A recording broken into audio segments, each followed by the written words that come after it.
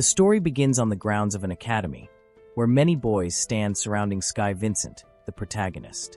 He believes that the dominance of mana pools in this world is unsettling, and that a vast mana pool is akin to being an exceptional sage, a notion held by most of the elite. Sky notes that they all already know he hails from a noble family. Bargana, another boy, refers to Sky as an idiot and questions what it matters that he is from a noble family, pointing out that a boy like him has no rights. Sky reflects that a mage whose mana pool does not exceed 1,000 by the age of 15 is considered a B-class mage. He expresses his weariness with dealing with them all. Bargana, angered and confused, prepares to attack Sky with magic. However, another boy stops him, reminding everyone that they are not allowed to use magic in this area. Sky contemplates that if one of the B-class mages were to become a noble, they would also be referred to as B-class nobles. Argon responds that it is fine because his magic attribute is water, which means that while a few of his bones might break, he won't die. Sky, using his power to counter Bargana's words, decides to leave the confrontation. The other boys are left wondering what just happened. Sky muses that Bargana is as slow as ever.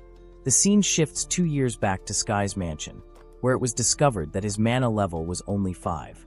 The man conducting the assessment reported to Sky's father that all of Sky's brothers had mana levels exceeding 1,000. He then revealed an even more shocking detail that Sky's magic attribute was null. This news left Sky's father in disbelief, expressing that such a failure was unworthy of their family name.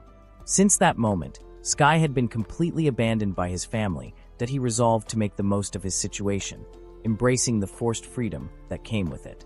Most days he spent his time in the nearby forest. One day, while perched on a branch of a tree, he aimed his fingertip at a flying bird and successfully struck it down. As the bird fell to the ground, he approached it, thinking he only needed to start a fire to cook it. However, just as he was about to do so, he felt someone tugging at him, preventing him from creating the mana bullet he needed. A man approached, exclaiming how happy he was to find someone with a null attribute like him, that he had unintentionally wanted to show Sky something. The man introduced himself as Ans and greeted Sky warmly. They then sat together, cooking the bird to share for their meal. Then Ans apologized for making Sky share such a delicious-looking bird. Sky reassured him, saying not to worry about it, and then referred to Ans as uncle, asking about what he had mentioned earlier. Ans questioned the meaning of that. Sky clarified that he was referring to the part about having the same null attribute as him, and that Ans wanted to show something related to it. Ans admitted that he did say that. Sky wondered aloud if he would ever be able to use magic like Ans. Since Sky had called him uncle, Ans pointed out that he wasn't actually an uncle. Sky quickly apologized and introduced himself, asking Ans to teach him the magic he had demonstrated, which he believed involved sealing the magic of opponents. Ans considered Sky's request, saying he didn't mind teaching him, but he wouldn't recommend it. When Sky asked why, Ans explained that the spell he used could only be cast by those with a magical attribute, and it was called spellbinding. He added that if Sky practiced enough, he could potentially learn to use it, but the spell had a hefty mana cost of 980. This revelation left Sky in shock, as he only had a mana pool of 5. Disappointed, he sank down. Ans continued explaining that the casting time for the spell was 3 seconds, which was why others considered the null attribute terrible in terms of cost-effectiveness. He then mentioned another drawback, asking if Sky knew about magic velocity. Sky replied that he did know about it, explaining that mana pool, magic attribute, mana cost, magic manipulation, and magic velocity were the fundamental principles of magic. Among these principles was magic velocity, which refers to the speed at which a spell reaches its target. Different spells have varying velocities, and these velocities can change depending on the user. In other words, the faster the spells are, the better they will perform. Ans, while eating the meat, interjected that Sky's understanding was completely wrong. This frustrated Sky, who wondered why Ans thought that. Sky insisted that this was what he had learned. Ans explained that the world had been at peace for so long that misinformation had begun to infiltrate the understanding of magic velocity. He clarified that it should be referred to as magic conversion velocity. Sky was puzzled by this term, as he had never heard it before. Ans suggested that it would be easier for Sky to grasp the concept through experience rather than just words. They both stood up, and Ans announced that he would now cast a binding spell on Sky. Since the casting time for spell binding was 8 seconds, He instructed Sky to start counting as he began forming the spell. Sky agreed and started the countdown. As he counted to 10, he suddenly felt the effects of the spell, and asked if Sky noticed what happened. Sky replied that it took 10 seconds for the spell binding to activate. Ans agreed but specified that it took 9.2 seconds to be exact, explaining that the 1.2-second lag represented the conversion speed. Sky asked if that meant Ans was too slow. Ans clarified that he wasn't saying that, rather, his magic conversion rate was 87%, while the world's average was 50%. Given that, at a rate of 50%, it would take around 16 seconds for the spell to activate. However, when he looked at Sky, he realized that Sky had already surpassed the 87% conversion rate. Magicians who achieved a conversion rate of 100% were legendary figures, known as the Lagless. Sky possessed the potential to become one of them, as he was faster than anyone else, that if he could fire more mana bullets than anyone else, he would emerge as both the fastest and the strongest magician. Sky felt a surge of excitement at the prospect of becoming the fastest and the strongest. Ans told Sky that if he was willing, he would take him on as a student with the aim of making him a legendary Lagless. Sky, although flattered by the idea, expressed his fears. He admitted that his limited mana, which was the reason his family had abandoned him, made him doubt his ability to meet Ans's expectations. He then apologized to Ans for his shortcomings, and sat there contemplating. He reassured Sky that he didn't care about how large his mana pool was. Sky pointed out that Ans had just mentioned the importance of mana pool size. Ans countered that it was the legendary Lagless who were truly significant, and that was why he was glad to have met Sky. Sky wondered aloud who would allow him to walk outside with a mana pool of just 5, believing he was an embarrassment to the House of Vincent. In a moment of excitement, he declared that it was he who should be saying that, and he then referred to Ans as master. Ans suggested they start by measuring Sky's abilities. He produced 3 pebbles and instructed Sky to try shooting a mana bullet at them. Sky took the pebbles, wondering what they were for. Ans explained that they were tools to measure Sky's proficiency, magic conversion velocity, and magic conversion rate. While Sky pondered this, Ans assured him that he would explain further later. Sky took aim and shot at a nearby tree, breaking it with his attack. Shocked, Ans rushed over to check the numbers on the pebbles in Sky's hand. After examining them, he exclaimed that Sky's magic conversion speed was an impressive 95%. Sky asked if that was good.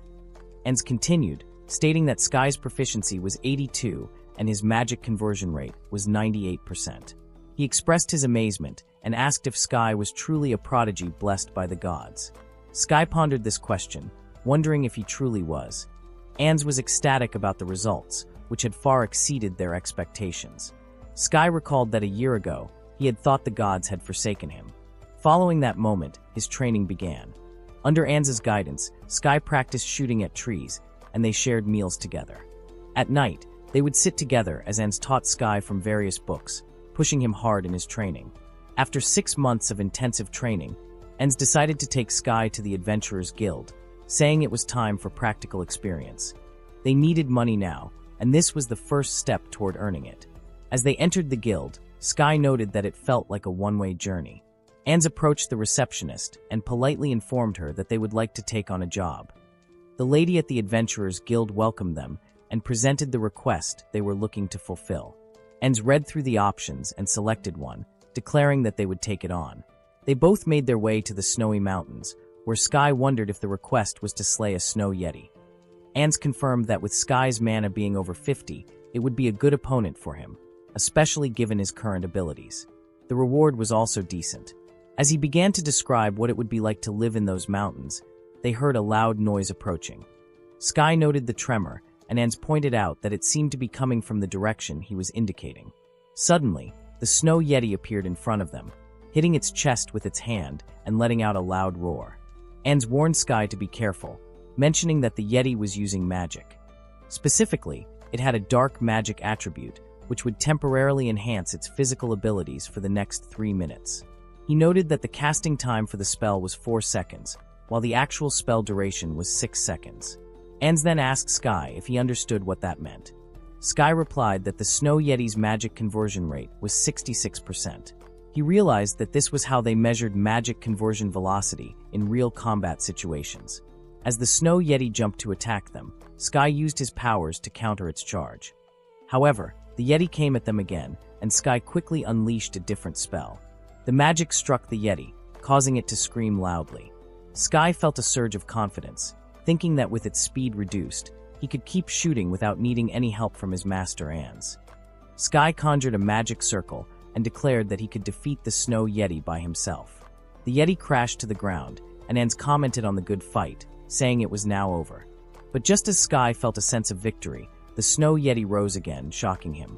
With a roar, the Yeti charged towards Sky, causing him to flinch as pain shot through his eyes. The creature was dangerously close to striking him, and Sky felt a wave of panic.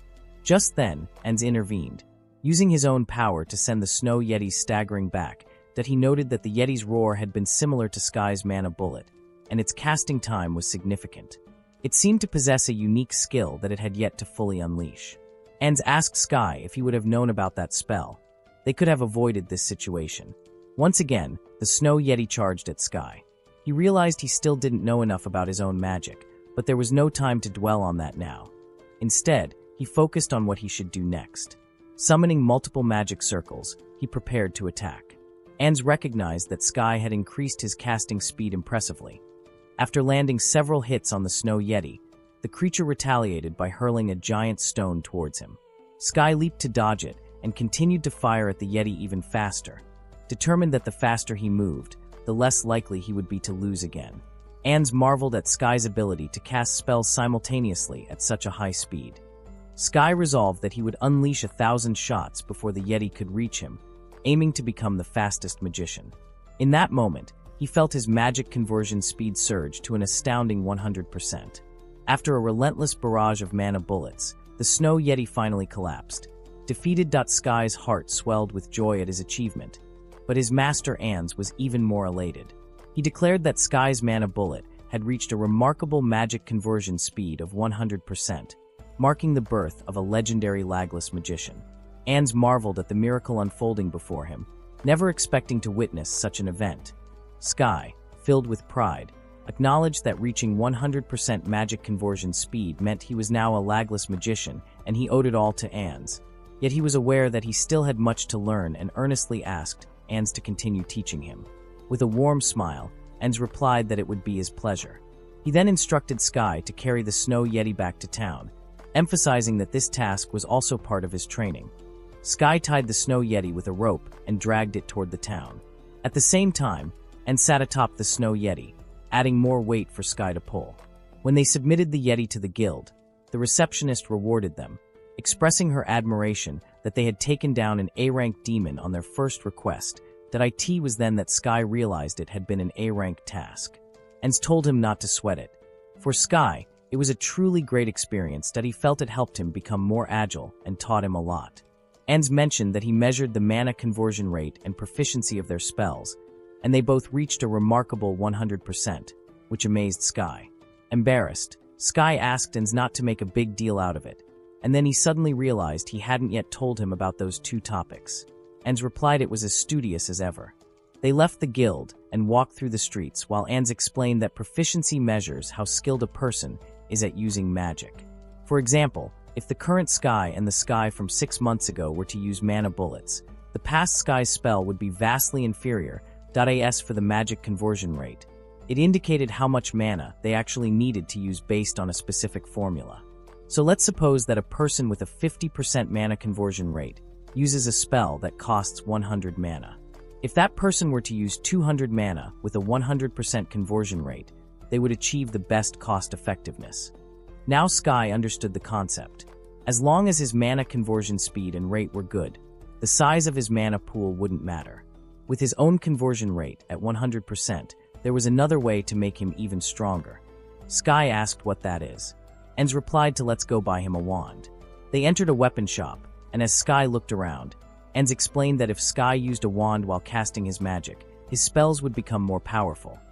Wands are made from materials that allow mana to flow through them more easily than through the human body, so they needed to decide on the wand's shape first. Sky wondered about the shape. Ants clarified that a wand didn't necessarily have to resemble a tree branch. Factors like magic compatibility, the design, and personal taste all influence the power of the spells cast with it. The shape of the wand could vary for each person. Some might prefer sword-shaped wands, while others might choose fan-shaped ones. Sky had to think carefully about which shape would suit his fighting style. He contemplated what type of weapon would be best for him. Since he didn't have a lot of mana, a wand designed for heavy mana usage was out of the question. Additionally, his unique characteristic was his agility, but he couldn't rely solely on using his hands. His proficiency with mana bullets reached 100, which was undoubtedly his best asset. His strength lay in long-range combat, allowing him to fire the bullets quickly. Now he had an idea for a weapon that suited him perfectly.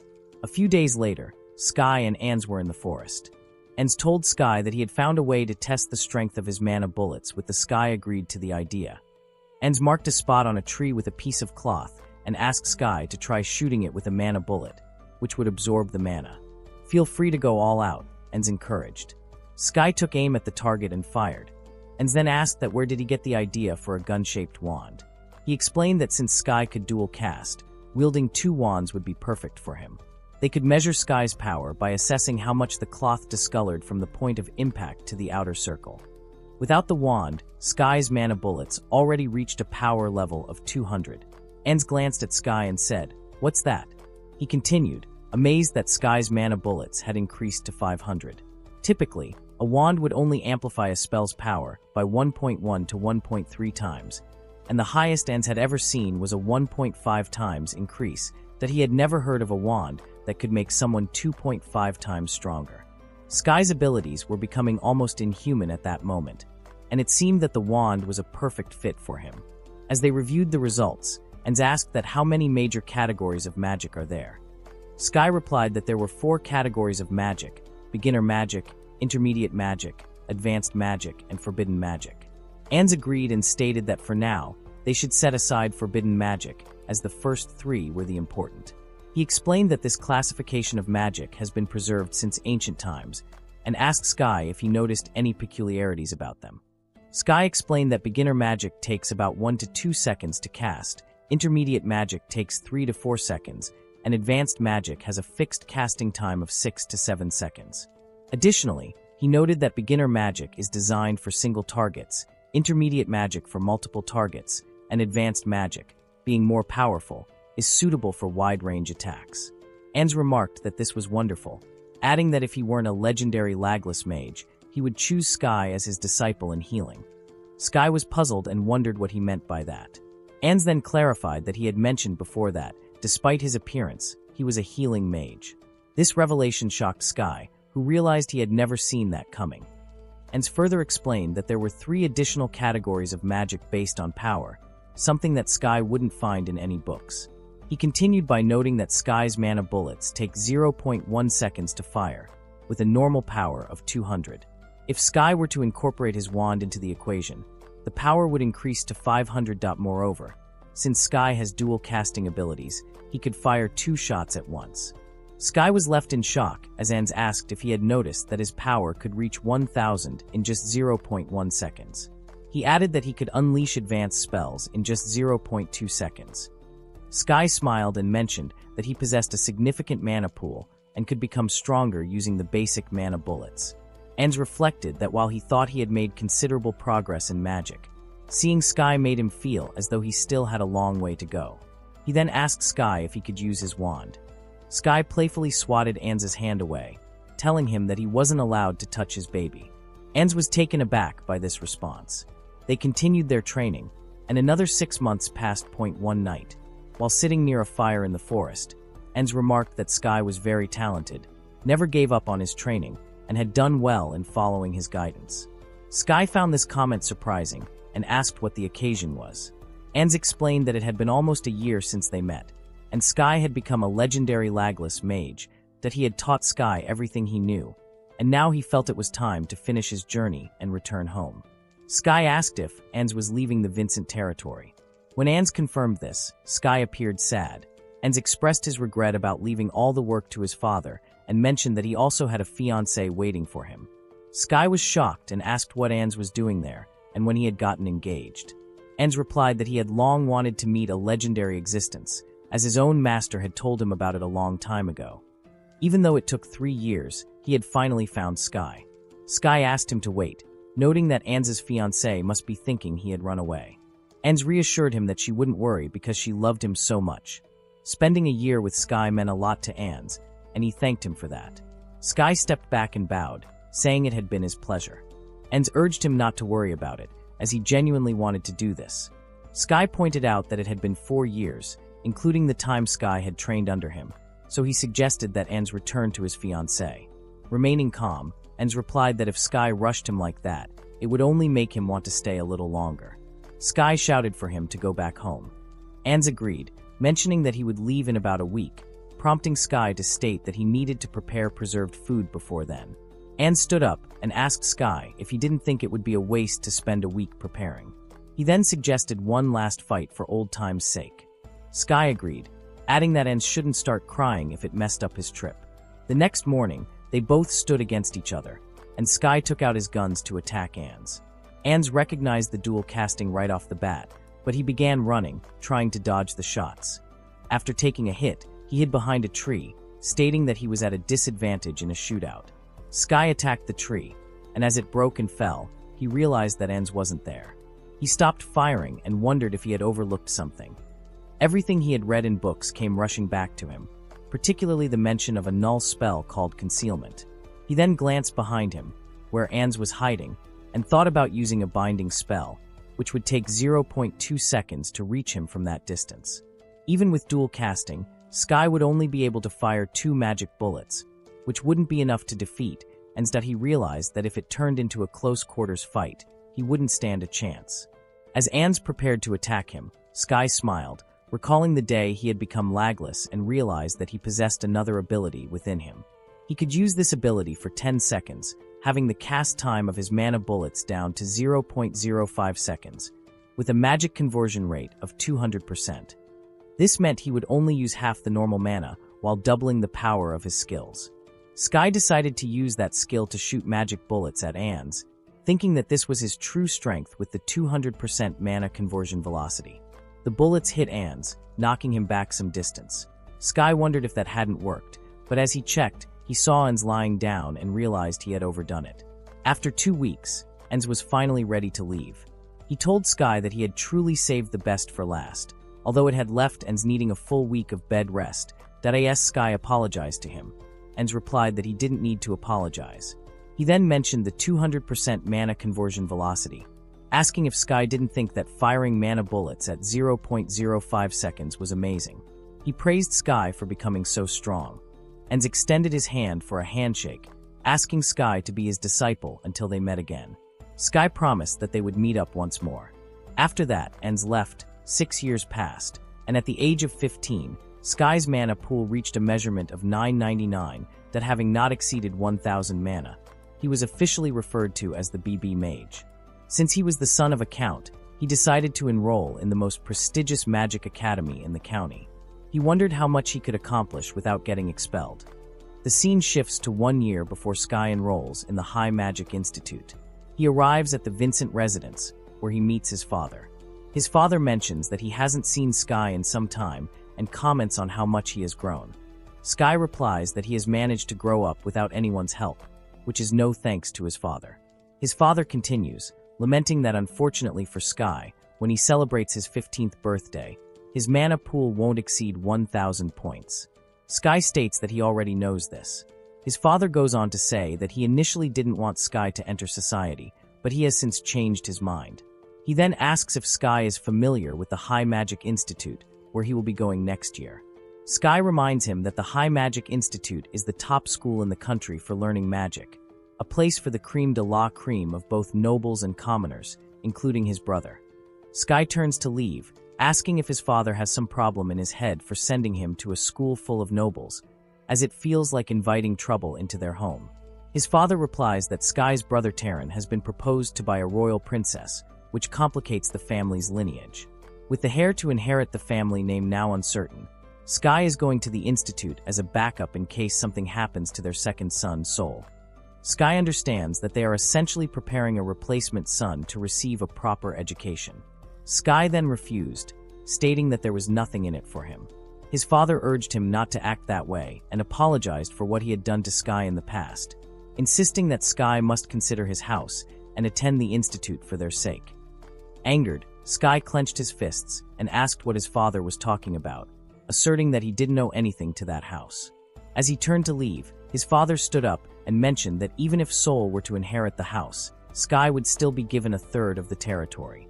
They couldn't allow Sky to refuse. That's why they had to resort to this last option, which his father was not fond of. Sky pondered the idea of a third of the territory and thought it was not a big deal. Graduating from the institute would earn him the trust of society, opening many doors for him. Even if he dropped out, he would still be a count, which would be beneficial for his future, especially if he refused them. Sky paused and turned back, stating that he would enroll. He opened the door to leave, warning his father not to meddle with him while he was in school or after graduation. His father agreed, stating he didn't want that either. Afterward, his father advised him that if Sky didn't want to get entangled with the nobles, he should try not to stand out too much. Sky closed the door, mentioning that he already knew how much his father hated him. After that, he went outside to shoot down some beasts with his gun. Angered by his father, Sky thought that even if he asked him not to interfere, he could at least help with living expenses. He then tied the bears together to drag them to the Adventurers Guild. At the guild, the receptionist praised him, noting that he managed to defeat 2 A-rank monsters in a single day. She mentioned that she wouldn't expect any less from the person who had the fastest completion time for the Snow Yeti's subjugation. She admitted she was nervous about giving him the gold card, but it turned out to be the right decision, and she was glad he was making the most of it. She then handed him his reward for that request along with the gold card. Other adventurers talked about Sky receiving the gold card at such a young age. One man remarked that it had been a month since Sky defeated an A-class monster. A girl overheard their conversation and wondered if he was the same person. Seizing the moment, she approached Sky and introduced herself as Ilit Tungaloy, hailing from a Marcus family. She mentioned that she was a student at the High Magic Institute that year and also had a gold card. When someone has won at their age, word spreads quickly. She asked if he had managed to take down 2 A-class monsters by himself, implying he must be quite a prodigy. Then, she inquired if he was a student at the High Magic Institute that year and asked for his name. He replied that he didn't like giving out his name. She told him that was the wrong answer, reminding him that a Marcus had just introduced herself first, and it would be rude not to share his name in return. Besides, since they would be in the same class for 3 years, it would be easy to find out. Sky was surprised at the thought of being in the same class. She asked if he didn't know, then explained that the institute divided its classes from A to E according to ability.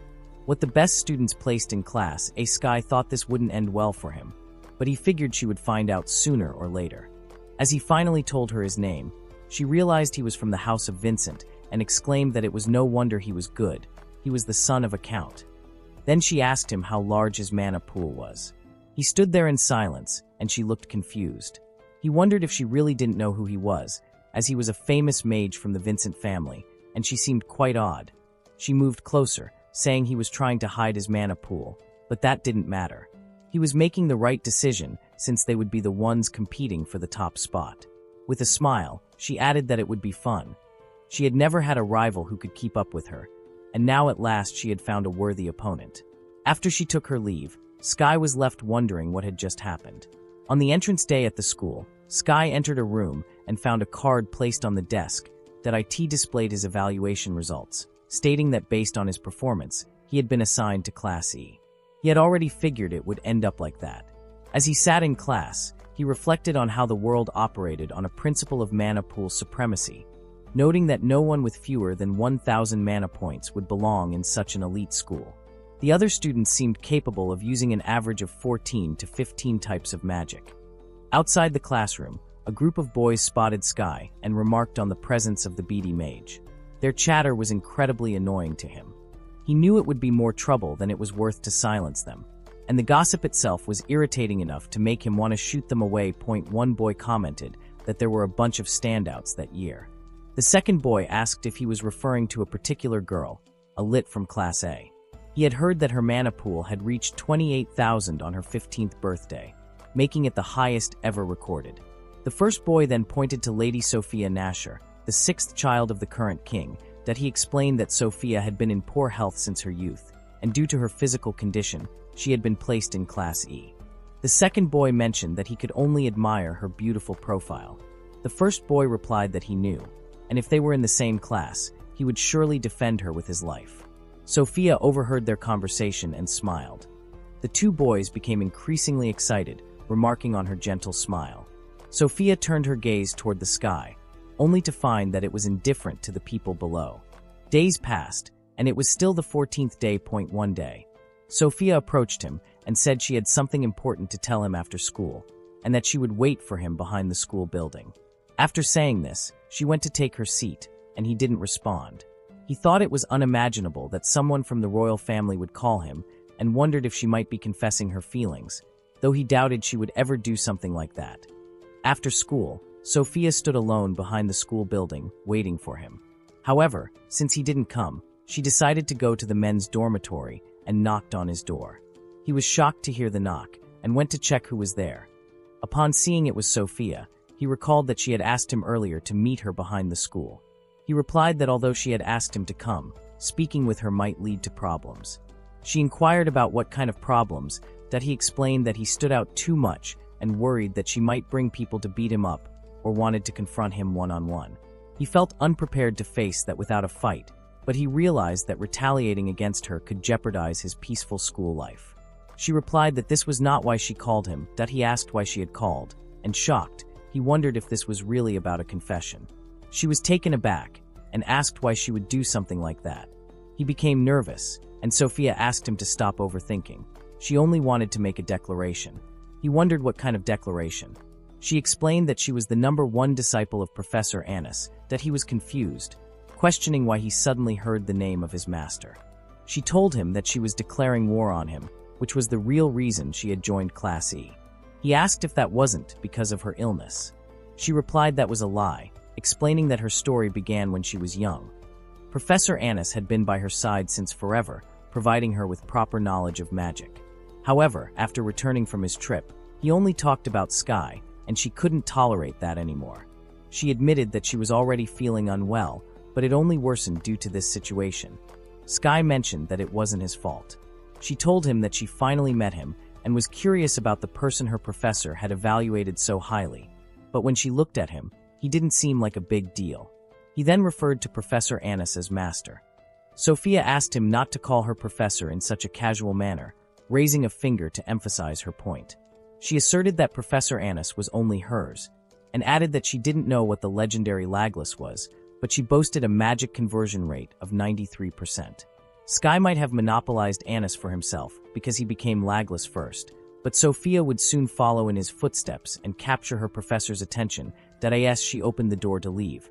She remarked that until then, he should just enjoy his superiority while it lasted.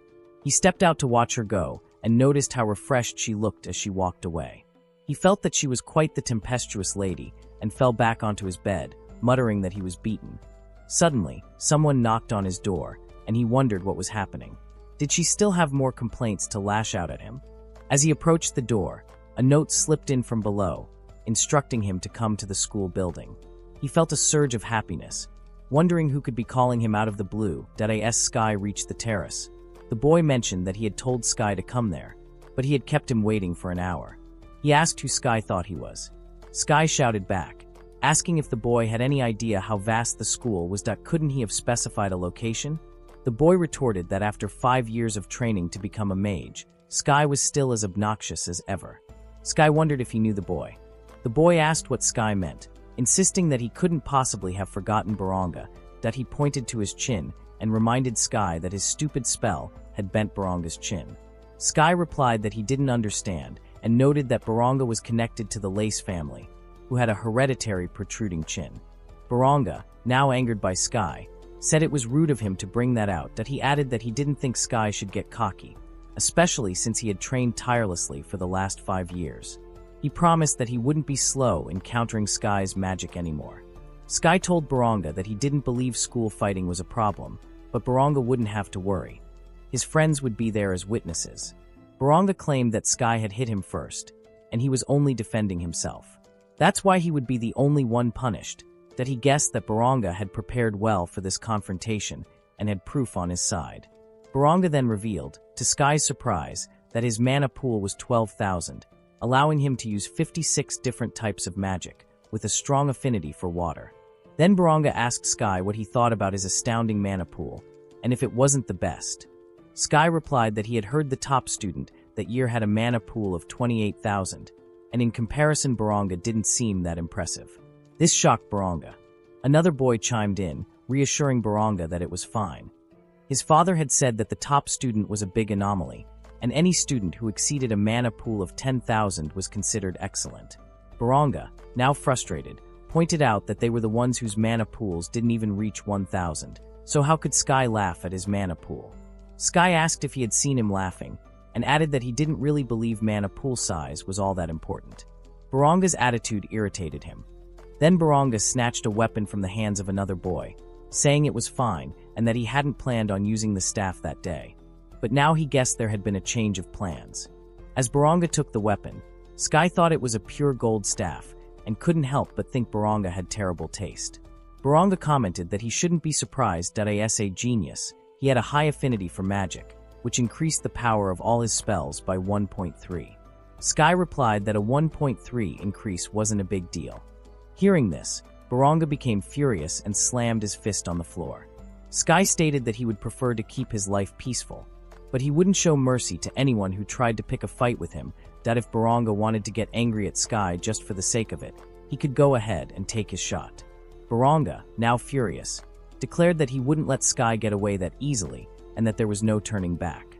As he prepared to use magic, Sky recognized it as a beginner-level water bullet, noting that its casting time was 1 second, that he didn't know Baranga's magic conversion velocity, but 1 second was more than enough time. Sky shouted bullet at Baranga, who fell, and Sky remarked that Baranga was still too slow. As Sky turned to leave, a man was watching him from the school building. When Sky sat in his class, he overheard other students whispering about someone defeating Baranga, which surprised him. He wondered how they found out, and was certain Baranga would cry anything possible to hide the fact that he lost to a BB. Meanwhile, the guys who were missing with him continued on with their lives, living in peace.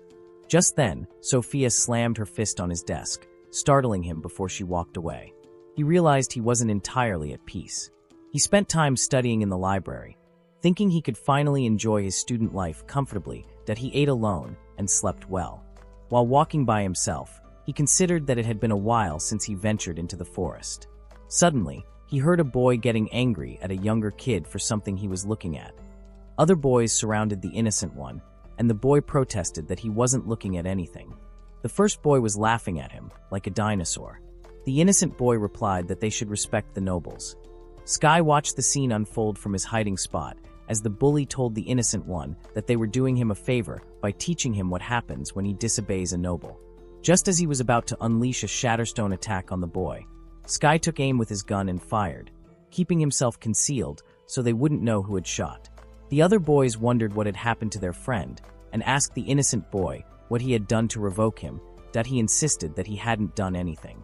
Sky then shot at the other 2 boys as well, causing them to flee without realizing who had attacked them. Satisfied, Sky started to leave, thinking about returning to his room for a nap. Suddenly, he felt someone run up next to him. When he turned, he saw a girl and a boy standing there. Shocked, Sky wondered how they had gotten behind him and how long they had been there. The girl told him not to be agitated and mentioned that she didn't understand what he had just done. Sky asked if they were referring to his escape from their grasp. She denied it and instead talked about the spell that had defeated the noble earlier, stating that she couldn't see it at all. Sky replied that he had no clue what she was talking about. She understood that he was pretending to be oblivious, but that was fine. She introduced herself as Saran Estuar, the student council president, and the boy decided her as Lengia Kest, the vice president. Saran explained that Lengia had happened to see Sky's dispute with Baranga the other day. Lengia remarked that Sky had some pretty interesting abilities, which was why he had been following him for a while. Sky was shocked that he hadn't noticed Lengia at all. He commented on their interesting hobbies, suggesting that the student council should be helping out instead of meddling in situations like the one they had just witnessed. Saran replied that they figured Sky could handle it, but now they needed to get back to his magic. If he wasn't going to talk about it, he passed that off. She then asked him to come with them. Sky wondered if she meant for him to join them. She clarified, citing the High Magic Institute's regulation. Section 12. Penalties shall be imposed on students who use unauthorized spells in combat, with the penalties determined by either a teacher or the student council. Lengia added that Sky had used a spell on school grounds without permission. Sky protested, mentioning that the other students had used staves as well, questioning why he was the one being penalized. Saran acknowledged that while he had a point, neither the world nor the student council was fair. She assured him she wouldn't penalize him, but she would deal with the others later. Sky complained that it was unfair, asking if she really agreed with that. Saran replied that if he didn't want her to change her mind, he should come along with them. She reassured him that she wouldn't do anything to him, so he didn't need to make such a face. Sky felt like he had caught the attention of a troublesome bunch that as they settled into the student council room. She first apologized to him for being hasty. However, she had a proposal for him and asked if he would like to join the student council. Sky wondered if they genuinely wanted him to be part of their group. She confirmed this and explained that they planned to select 3 freshmen that year, and she would like him to be one of them. Joining the council would offer him numerous benefits, including various privileges while at school and their own budget. The rules that prohibited and punished students for using magic on school grounds did not apply to council members, so she inquired about his thoughts on the offer. Furthermore, she emphasized that the student council was the highlight of the school, making her invitation all the more appealing. However, he hesitated, not wanting a position that would draw too much attention to him. She pointed out that he already stood out significantly, that he explained that this was precisely why he wished to avoid further attention. If he could successfully complete 3 years and graduate from that school, he would free himself from the shackles of his family's legacy and their territorial expectations. He did not want to be burdened with a role that would complicate his life without justification. Surin mentioned the family's territory as a significant factor in his decision. As far as she knew, the inheritance of the territory would take place 10 years later, and the royal family should have been informed that everything would go to the second son, Sol. She wondered if there had been any misunderstanding.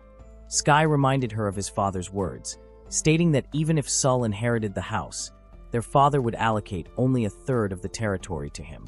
The reminder made Sky angry.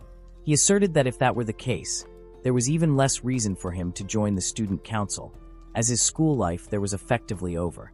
Surin asked if this was because he couldn't take over his territory. Sky nodded, confirming that it was indeed true, and that he saw no benefit in attending school any longer. She mentioned that it was fine but questioned whether he was looking down on the power of House Vincent. After all, he had been sent there in case something happened to the second son, Sol, as he was the one in line for inheritance. She pointed out that if he were to quit now, it would reflect poorly on the nobility. If something were to happen to Sol, David would be in trouble, desperately seeking a successor, and she was certain the head of the family would be furious. Sky suggested that they should just let the head of the family be angry, and if anyone tried to stand in his way, he would fend them off. Lengia advised him not to engage in fights. Surin urged Sky to remember the dreadful flames of anger that seeped from the Count, that he might end up brutally battling against his own family, which was the opposite of the peaceful life he dreamed of. Sky asked if they wanted him to stay in the school. She agreed, adding that if he joined the student council, Stephen would grant him everything he desired, swearing upon the name of the Duchy of Estaire. The Duchy of Estaire was one of the 3 duchies in the Kingdom of Nash, and the Count of Vincent held considerable political power in the eyes of the world. Even among the powerful, the Duchy of Estaire was said to be frighteningly influential. Surin smiled at Sky, telling him that she was only making a verbal agreement. She promised that she would create a formal document later. Sky inquired why she was trying so hard to convince him to join the student council. She replied that it was because he was fascinating. While she understood his skepticism, she explained that joining the student council would open many closed paths for him as a BB mage, and she believed there were no disadvantages to it. Sky asked what she wanted him to do. She stood up and said she only needed him to perform one task. She wanted him to use that mysterious magic to control the students, just as he had done that day. Sky felt that controlling them was not very peaceful. She agreed with his assessment, noting that many students had filed complaints regarding instances of violence involving magic last year, that if they included classes that had not been reported to the student council, they estimated the real number was in the triple digits. Sky wondered if that was a bad thing. Surin mentioned that Sky had already observed that the school was a miniature reflection of society. Nobles clustered together, often abusing the powerless. He had witnessed these injustices and found them so unfair that he decided to take action against them. Sky replied that it had only been a whim, that he didn't have the desire to become a hero of justice. Surin disagreed with his perspective, stating that even if it had been a whim, she didn't believe he could simply overlook such issues. Perhaps the best way he acted was simply a reflection of his true nature. She urged him to join the student council, emphasizing that those who've held power should be in a position to wield it effectively. She handed him a band to wear on his wrist, asserting that the student council was the perfect place for him to fully showcase his strength. Sky contemplated the broken promises of peace and the new path of hope that lay beyond the turmoil that he accepted the band, stating that he would join under one condition. When he grew tired, he would be free to leave. As the students stood in the hall, the teacher announced that they would be performing the ritual to form a contract with a familiar. The familiar contract suited various apertures, allowing the students to choose which type of familiar they wanted. When the students noticed the armband on Sky's wrist, they wondered if it was from the student council. Sky thought to himself that he already knew what would happen when he joined the student council. The teacher asked everyone to be quiet. From the stage, he declared that all would soon be choosing their familiars. One boy commented that there was no need to think twice about it. They were surely picking dragons. Another boy agreed, adding that dragons were cool and powerful. The teacher informed them that they would be handing out the necessary tools for the ritual. The students could hardly think of anything else but selecting dragons. When the teacher called Sky, he approached the stage. The teacher asked him what kind of familiar he desired. Sky replied that he wanted a human conjurer. This type of familiar, also known as a spiritual familiar, was rarely found in their world and typically existed in a special space known as the magic realm. These familiars obeyed their contractors' orders unconditionally and did not harm people of their own volition. Even if they were injured in battle, they would recover after resting for 2 or 3 days in the magic realm. As long as the contractor remained alive, their familiar would not perish. Sky took the equipment for the ritual, and after placing it on the floor, focused on conducting the familiar contract that he needed to put a drop of blood in the center of the plate and pour mana onto it. As he followed the instructions, the plate began to shine. Suddenly, a cute joker popped out. Wiping his nose, he remarked that Sky had very good taste in forming a contract with him. Sky thought he wasn't cute at all. As he watched his familiar move about, Sky reflected that it didn't matter what the familiar looked like. What he cared about was the power it could provide. It was all about how he would use that power to complement his fighting style perfectly. The familiar asked if Sky wanted to use the trick maker now, or if he would rather wait until they were alone. Sky replied that they should do it later since there were too many people around. The familiar created a portal, explaining that he was leaving because Sky wasn't using him at the moment. He added that Sky should know he was in a better mood when he had alcohol. Sky felt a twinge of pain at that thought. After class ended, he got up from his desk, eager to return to the dormitory and resume the contract. As he walked out, he noticed a screen near the board that called for him to come to the student council. One boy, observing Sky, wondered what was wrong with the pompous bastard. He then referred to Sky as that pompous bastard, noting that the magic bulletin board was typically used by teachers and staff, but Sky seemed to be using it as if it belonged to him. The boy warned Sky not to act all high and mighty just because he had joined the student council. Sky turned to leave, muttering that it was his fault and that he would make sure the boy wouldn't see him the next day. The boy responded that this wasn't the point. Sky had been an eyesore for a while, trying to play it cool when he was just a BB mage. The boy had also noticed that Sky was involved in the student council, which seemed suspicious to him. Sky thought to himself that this was what happened when he tried to keep quiet about it. The boy challenged Sky to a duel and asked if he knew about the official duels. Sky asked him to explain. The boy then turned to his friends and asked if they could stay a bit longer to hear what he had to say. He mentioned that even first-year students weren't aware of it, but his older brother had told him about an event at the school known as the official duels, where students were allowed to use magic against one another. New students could have a match once a week with an opponent of their choosing starting next month. If they won their matches, they would earn points on their report cards.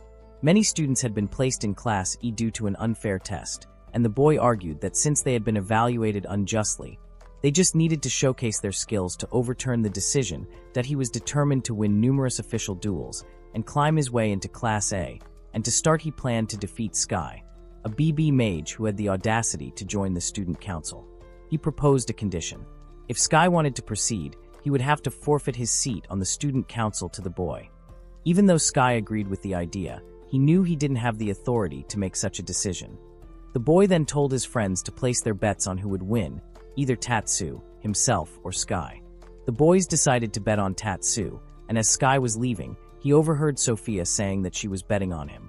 Referring to him as the legendary Lagless, she urged him not to lose. He replied, "Not in a million years." She smiled and mentioned that she would be waiting for his match. When Sky arrived at the student council room, Surna apologized for calling him on such short notice. She wanted him to meet 2 more members of the council. The first was Pust Greg, a second-year student. Despite his appearance, he was quite capable and would eventually succeed Suruna as president. Pust introduced himself again, shaking hands with Sky and mentioning that he had heard a lot about him from the president. Sky greeted him in return. Surna then introduced the girl who was a junior to her, Lemmy, who was also a freshman like Sky and a new member of the student council. Lemmy extended her hand for a handshake, greeting Sky and mentioning that he had joined the council before she did. She gripped his hand tightly, and when Sky winced and said it hurt, Lemmy smirked and replied that she knew, and that's why she was holding on so tightly. Surna told Sky that Lemmy was an honest and gentle girl, though she was a bit upset that Surna had messed up the invitations. Lemmy quickly retorted that she wasn't mad at all, but her tone suggested otherwise.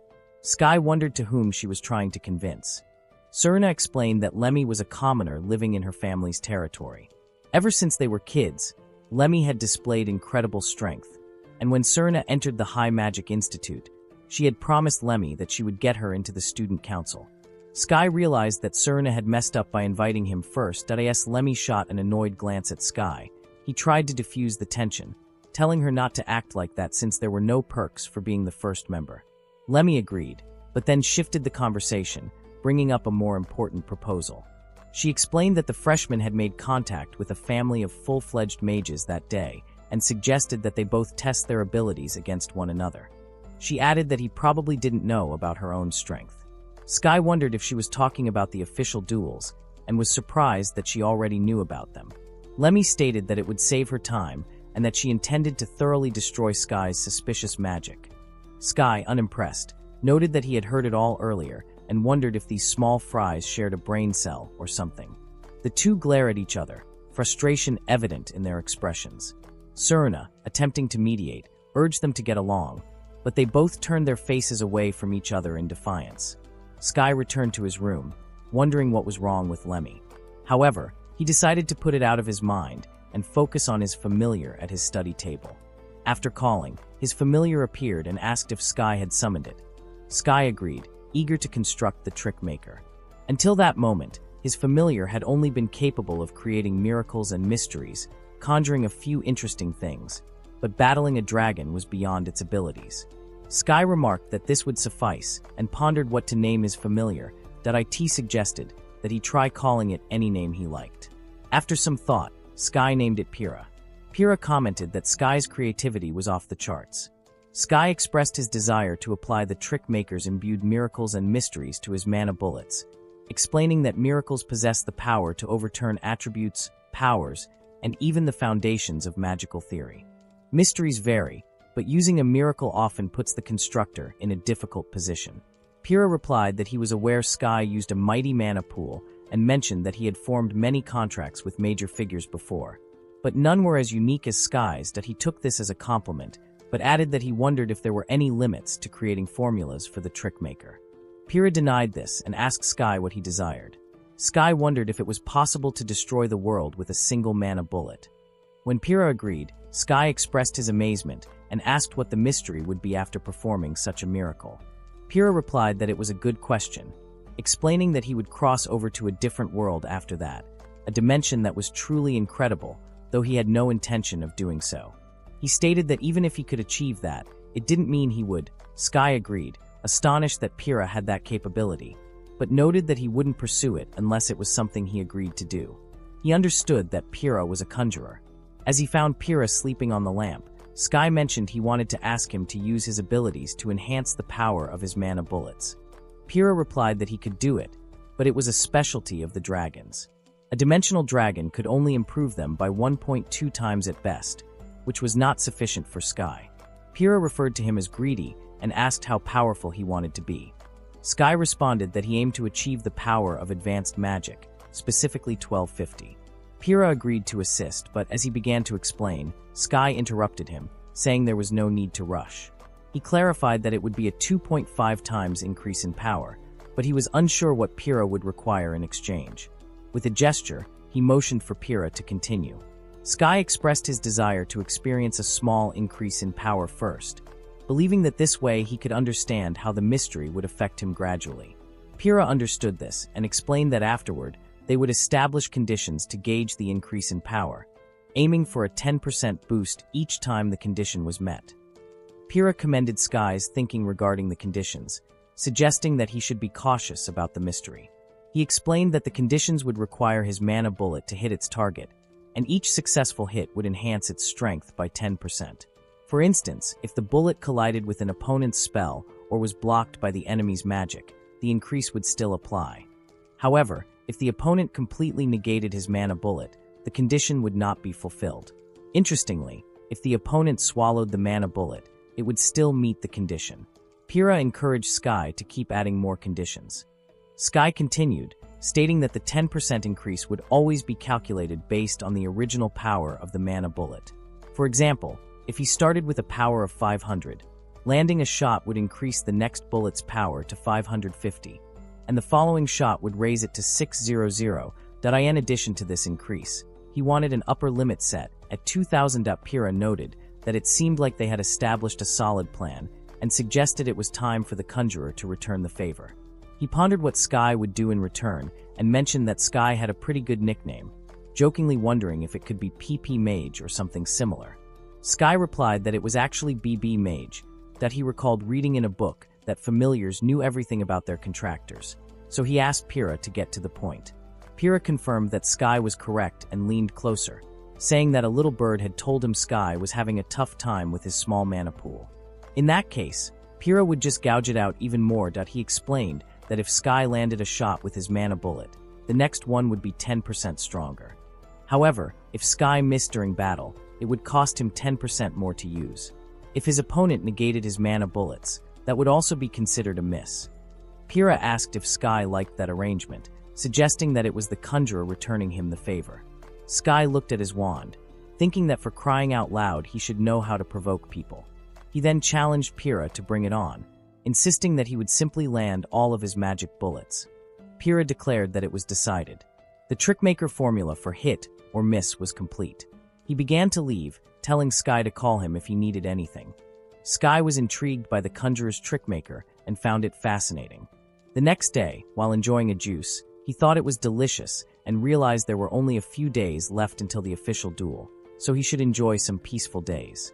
Just then, he overheard two boys talking. The first one seemed scared, mentioning someone who had disappeared.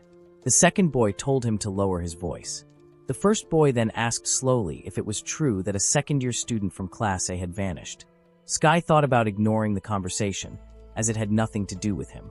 Just then, Lemmy approached Sky and informed him that before disappearing, the student had told his friend he was going on an adventurous guild quest. This revelation shocked Sky, causing him to spit out his juice. As he turned to clean his mouth, he found it was Lemmy standing there. She asked what he meant by that reaction. Lemmy mentioned that the president had asked her and Sky to address the situation, and tomorrow they would go looking for the missing second-year student. Sky responded with a disgusted expression, prompting her to ask what was wrong. He whispered to himself that he would do it, just to get more juice. When Lemmy asked if he had said something, he replied that it was nothing. The next day, they stood in front of a labyrinth, and Lemmy warned Sky not to slow her down. He agreed, determined to keep up with her. They both headed downstairs, and Sky asked why they had sent the first-year students to look for the missing second-year students. Lemmy shrugged, glancing at the map.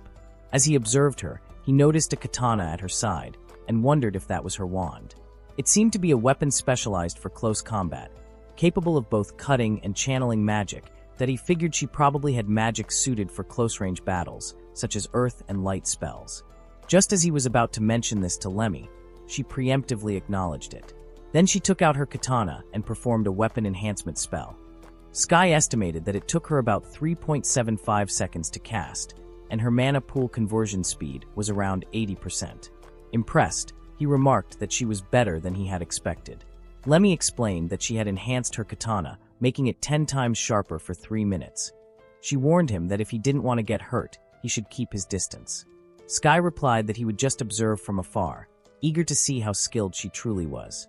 Suddenly, a kobold appeared in front of them. Lemmy swiftly cast a beginner magic spell, light transfer, and rushed forward, slashing off the kobold's head in a single hit. Sky was taken aback. If he remembered correctly, the spell allowed the caster to transfer to a designated point as a beam of light. That it was clear that Lemmy was incredibly skilled with her katana and possessed formidable strength. She remarked that it was too slow, just like most mages, and added that he should realize by now that no matter how powerful his magic was, he wouldn't stand a chance against her. After hearing some voices, Lemmy realized that there were more monsters and warned Sky to be cautious. She reassured him not to worry, saying she would inform the president that he had helped as well. Sky agreed and took out his gun. As another kobold approached from ahead, Lemmy called out a warning, and she rushed to attack it. However, Sky used his wand to shoot down the kobold first, leaving Lemmy in shock. She thought it was unfair that he was the only one showing off when they would have a match later. Sky sheepishly mentioned that it was his fault for forgetting to tell her that he was fast too. Lemmy gave him a disgruntled look before turning to head further ahead. Annoyed by her apparent disregard for him, he thought about how she seemed oblivious to everything around her. She flew as fast as she could, but Sky's magic was even quicker.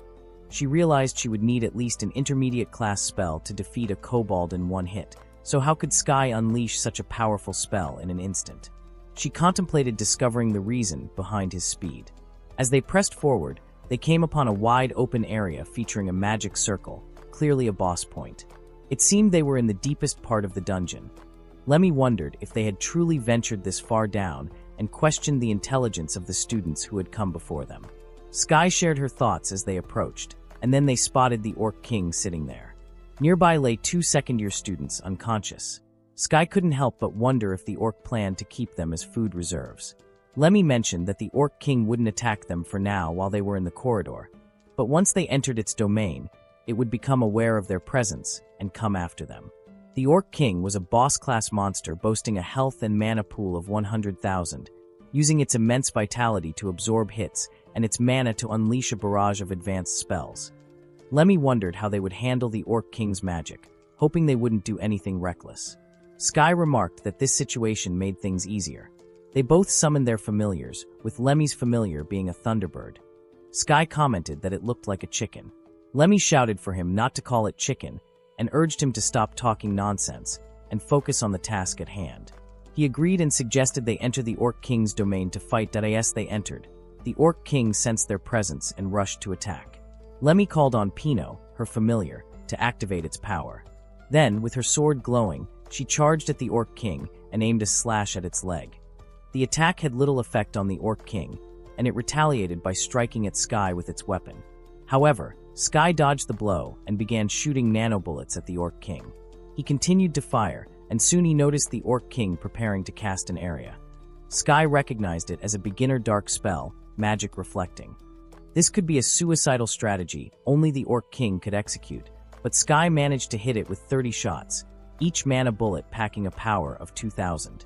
Then Sky realized that the Orc King was changing its advanced spell to Dark Waves, preparing to unleash dark plasma around itself. That he noted that Magic Reflection lasted for 10 seconds, while casting Dark Waves took 11 seconds. They couldn't defeat the Orc King in just 1 second, and running away wasn't an option, as it would release the spell throughout the area. They would either have to kill it or be killed. Lemmy quickly recognized the situation as well. She prepared to use her flash skill, and as soon as she saw the Orc King's Magic Reflection disappear, she charged forward to attack. The Orc King unleashed the Dark Waves, but Sky shouted as he fired mana bullets to clear a path for himself. Lemmy also slashed ahead. Sky continued to shoot, accidentally firing near some students, but fortunately, none were injured. He mentioned that he would hold the Orc King's attention and asked if Lemmy could finish it off. She agreed but told him not to order her around. Sky kept shooting at the Orc King to give Lemmy the time she needed to position herself behind it. As he saw her jump, he encouraged her, saying, "Let's do this." She agreed, and with a decisive slash, cut off the Orc King's head, killing it instantly before landing gracefully. He remarked that the job had been nice and easy. Lemmy reflected on her last encounter with a boss-class monster, which had taken her 3 hours. While this battle had lasted only 1 minute, that IT wasn't just fast, it was downright nonsensical. Sky went to check on the 2 students and found a sticky liquid on their bodies. Lemmy seemed a bit tense as she challenged Sky to a duel. After returning the 2 students to safety as Sky and Lemmy were walking, he commented that the Orc King was quite a lucrative opponent. She agreed but mentioned that they would donate all the money to charity. Sky replied that he hadn't asked her to give her share to charity. She wondered what she could do in such a situation. Curious, she asked him why he donated all the money. He replied that he had promised to do so, that he then recounted an incident that occurred while he was having a meal in the cafeteria. A boy approached him, asking if he was Sky and if they could talk for a moment. Sky inquired who the boy was. The boy introduced himself as Ask and explained that he had something he wanted to tell Sky. "Go ahead," Sky urged. Ask bowed and thanked him for his donation to the orphanage. Sky looked confused and said that he hadn't donated anything. Ask insisted that Sky had donated, explaining that the kids at the orphanage received money from him when he was coming out of the Adventurers Guild. Sky mentioned that he had made a lot of money from his kills before entering the school, and he figured he wouldn't be able to spend it all by himself. Ask then remarked that Sky was really cool and added that he was also from that orphanage. He shared that when he visited the other day, the director had been happily talking about Sky. Sky mentioned that if he could help someone, that would be good, and once he made more money, he would surely donate even more. Ask was shocked and thanked him for that. Sky then stopped discussing it with Lemmy. She remarked that he really went out of his way to honor his verbal agreements, and she couldn't believe it. She continued to express her desire to buy the president a present, visit the popular ice cream shop, and help her little brother get into school. Sky thought she was quite impressive, and then had an idea. He mentioned that after watching her performance, he realized the image he had of her as a high-handed woman was completely wrong, that he learned that she couldn't abandon those who couldn't fend for themselves and had a heart of gold. Lemmy blushed and asked if he really thought that way. She wasn't sure earlier, but it might be true that he stated that he still had some money, so they should go to the popular ice cream shop, and he would treat her. She felt happy to hear that. A few days later, the official rules for the matches were posted, and many students gathered to watch. Sky thought it was finally time for the competition. He saw the top performers, with Lemmy ranked second, and remarked that he already knew she was strong. Ask also praised Lemmy. Ask then told Sky that he was around the middle of the rankings, very average. Sky replied that if they were talking about him, Ask really stood out. Ask responded that he didn't care much about those rankings, but he wanted to be on the same level as Sky. Sky joked that since he was a BB, he should be the last in the rankings. However, when they checked, Sky was ranked 249th, while Talton was at 250th. Sky pointed out that he was not in last place. Ask remarked that this was great, suggesting that the teachers must have acknowledged Sky's good qualities. Meanwhile, behind them, Talton seethed with anger, frustrated about being placed at the bottom of the rankings. The official duels lasted a little over 2 months, with 1 duel taking place each week for a total of 10, that there was a limit of 1 duel per person, and participants could nominate an opponent. Additionally, there were random duels between opponents who were close in ranking.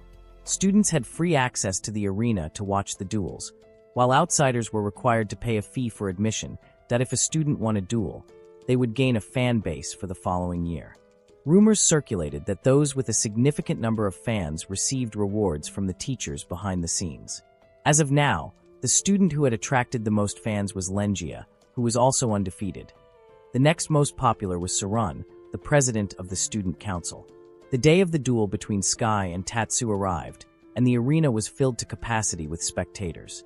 Both Sky and Tatsu stood facing each other, that a boy was shocked to discover that Sky had a mana pool of 999. Another student wondered if Sky could be the rumored freshman BB mage.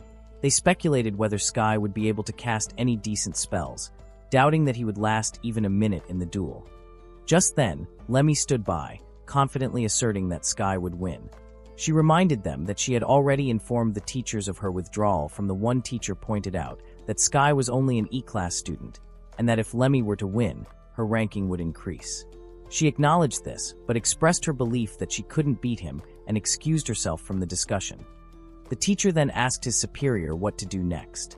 His superior replied that they had never heard of an A-class student refusing to duel an E-class student. For now, they decided to keep the matter under wraps and wondered how they should rank Vincent.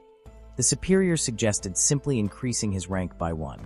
The referee of the match asked Tatsu and Sky if they were both ready. Initially, they cast a magic barrier spell on the students, creating an armor that covered their bodies and protected them against magical attacks. The magic barrier granted them 20,000 HP, which was enough to withstand a duel. To be on the safe side, if their HP dropped below 10,000, the duel would end there. Close combat was also permitted, but strikes to the eyes or groin were forbidden. Then Sky made Pierrot appear. Tatsu summoned his Sainty Dragon as well. The referee once again asked if they were both ready, and without further delay, the training duel began.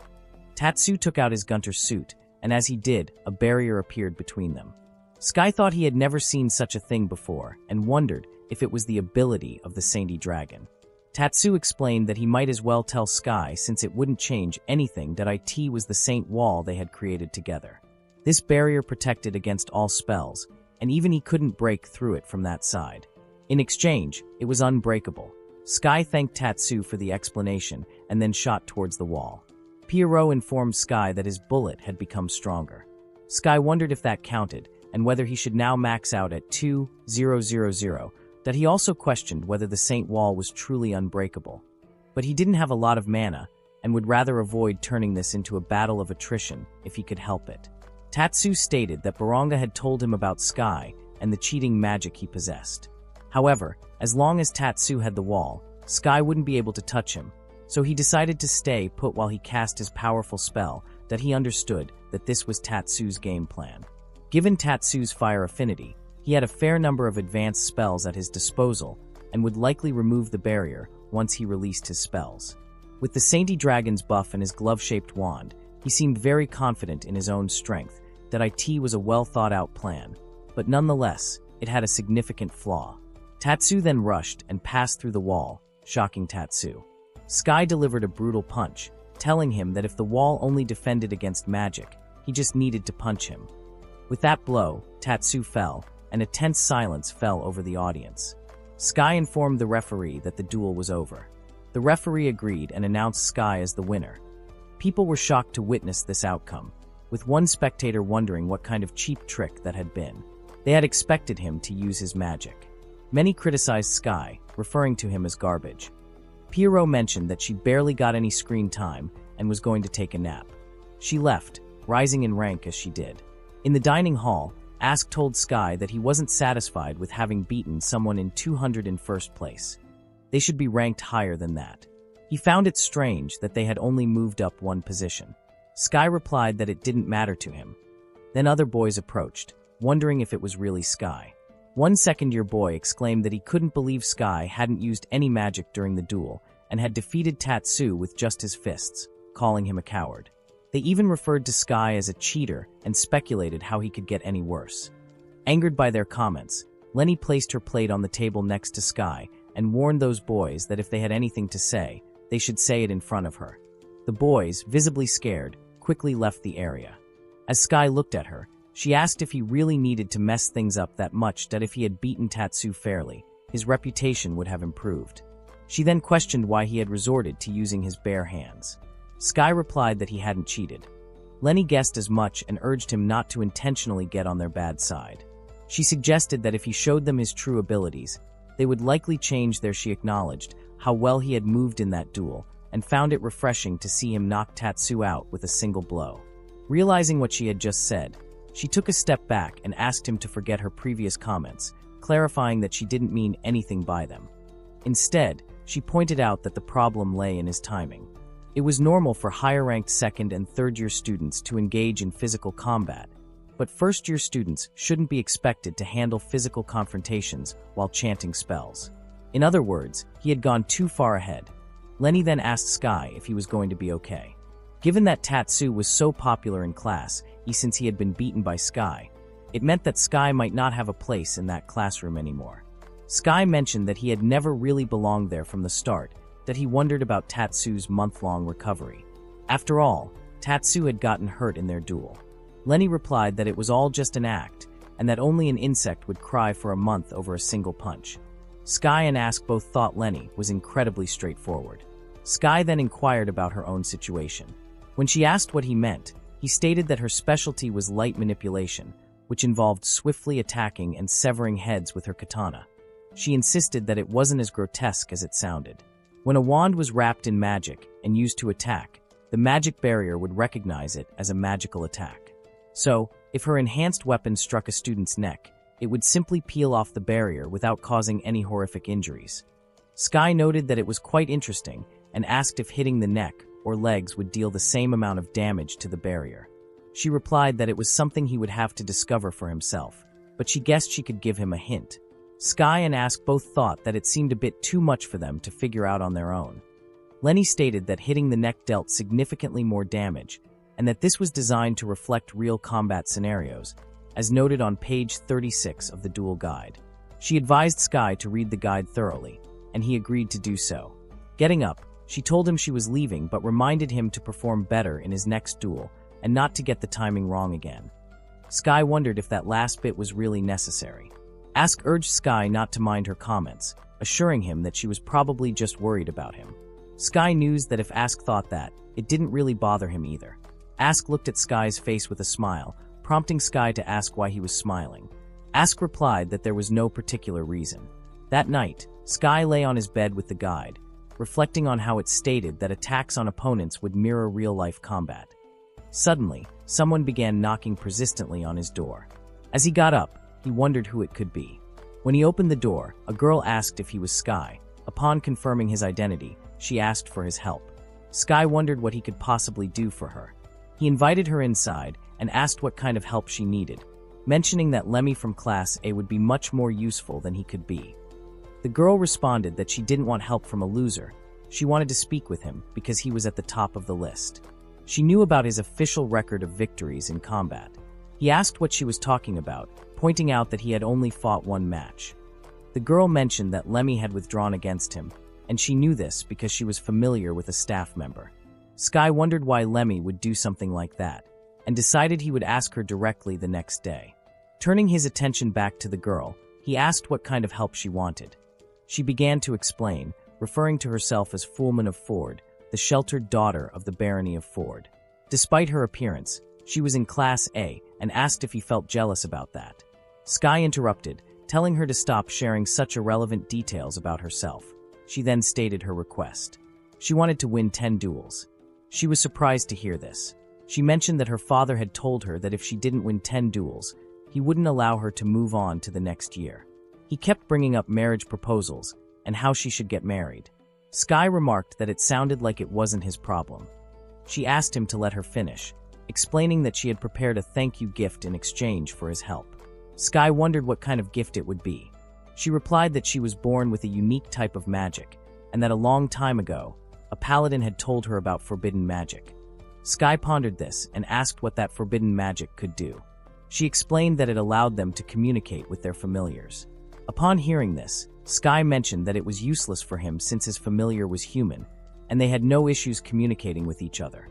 Foolman insisted that it wasn't all, saying that talking with familiars could unlock abilities they didn't even know they had. However, she hadn't done that yet because it was tiring. Sky became excited and asked if she could help him bring out his parents' powers as well. She agreed, but explained that she would need serious advice for that. Sky placed a hand on her shoulder, telling her he was glad to provide her with all the advice she needed. She then informed him that in the institute, students who graduated in the top 30 in duels receive a special reward from their country. But for now, she only needed 10 wins to convince her father. Sky asked if there was anything she wanted as compensation. She agreed and asked if he knew what a familiar's doctor was. He wondered about it and mentioned that when familiars get hurt, they return to their world to heal. She commented that Sky seemed quite intelligent, which was expected since he was in the student council. Now she would teach him that a familiar's doctor was a job she was trying to create. Annoyed, he grabbed her face and asked how he was supposed to know that. She freed herself, rubbing her cheeks, and explained that a familiar's doctor used her abilities to help relieve their stress and address their problems. However, the issue was that there wasn't much demand for it. But if she could use the special reward from the country to establish the job, she could live off the country's money for the rest of her life. Sky thought that was surprisingly well thought out. He mentioned he understood what she was after and proposed a deal that he would help her win 10 duels, and in exchange, she would use her forbidden magic to awaken the power of his Piero. He asked if she accepted. She agreed and asked him to teach her how to win those 10 times. Sky requested her to count down and expressed his desire for her to awaken his familiar first. Since her story seemed a bit far-fetched, he wanted to see the real deal first. Just then, a portal opened, and Piero appeared, asking if Sky had called him again. Ignoring Piero, Sky told the girl that he understood the gist of her explanation, but he asked whether it was her ability that awakened them, or if it was the body that got enhanced. She replied that it depended on the person, and they wouldn't know until they tried. Sky thought it didn't really matter either way, and encouraged her to proceed. She agreed, and as she started, Sky noticed she wasn't using a spell area.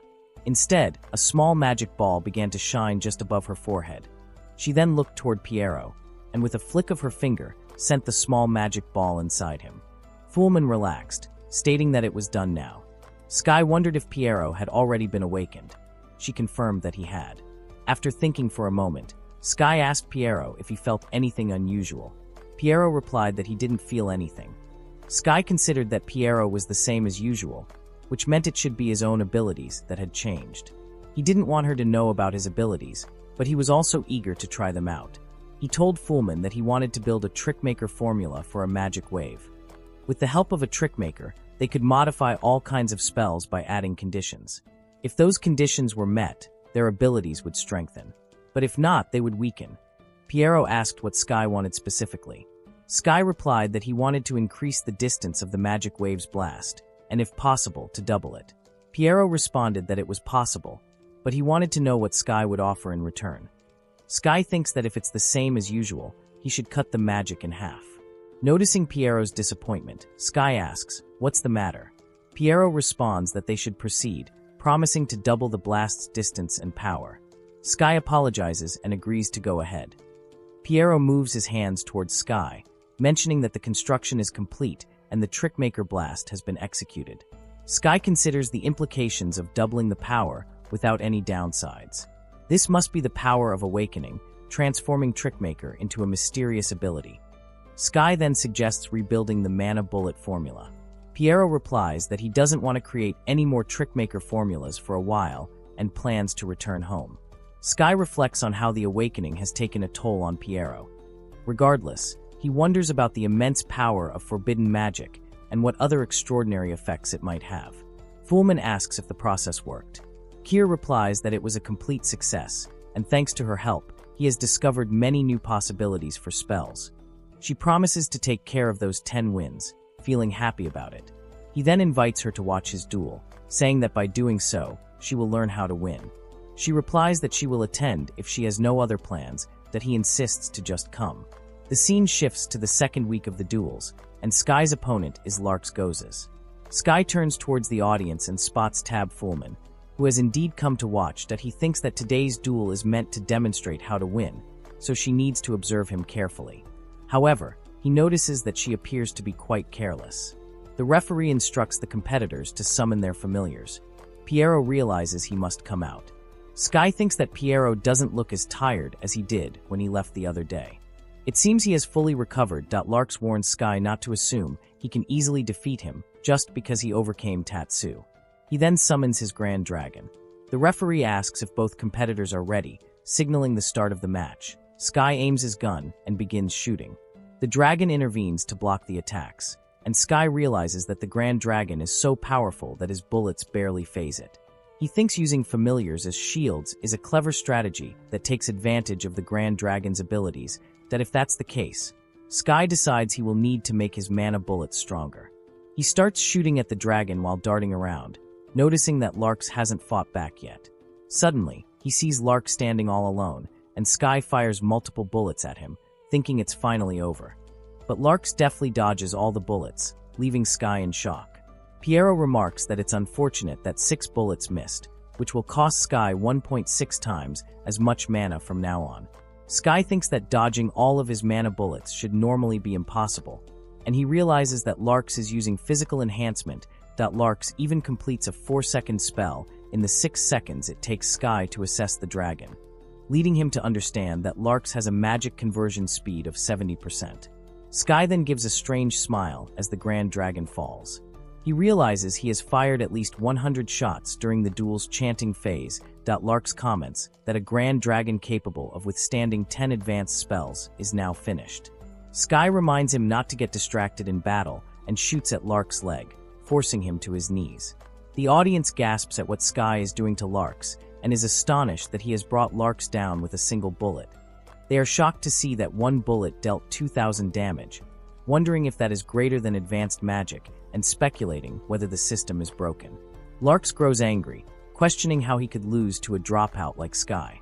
Sky thinks he would like to take Larks down with a mana bullet, but he prioritizes the lesson from Fullman first. As Larks charges at him to attack, Sky prepares to dodge, reminding himself that Tenny always has to keep moving while chanting.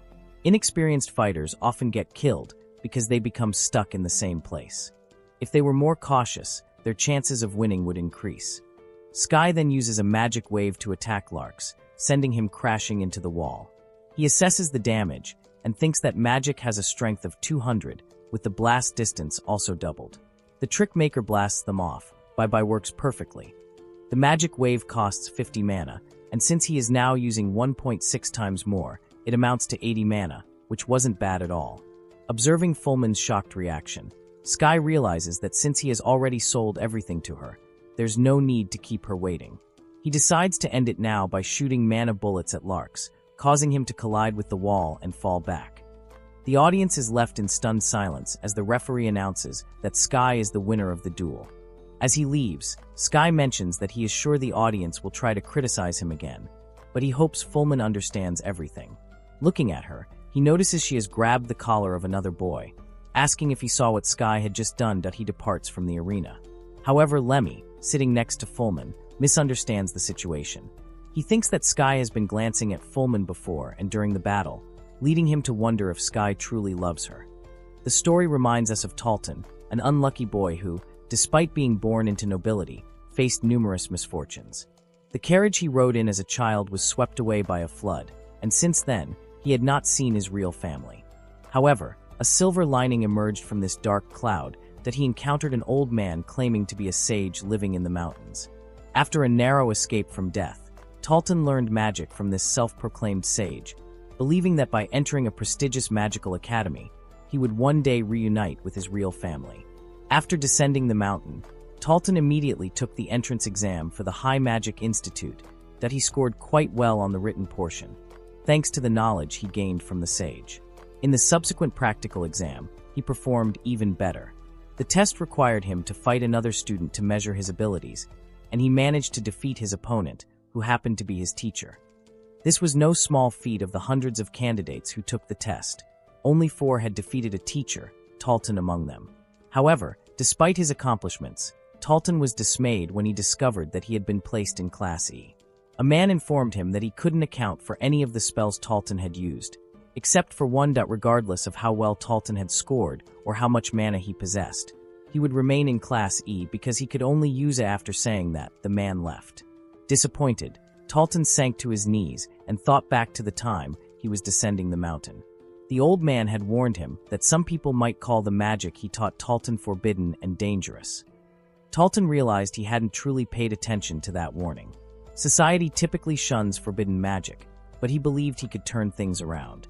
The school had a dueling system, and there were no rules against using forbidden magic, so he was determined to overturn his ranking. Unfortunately, luck was not on his side. He found himself placed at the 250th and last rank. This revelation shocked him. How could he rank lower than the rumored BB mage?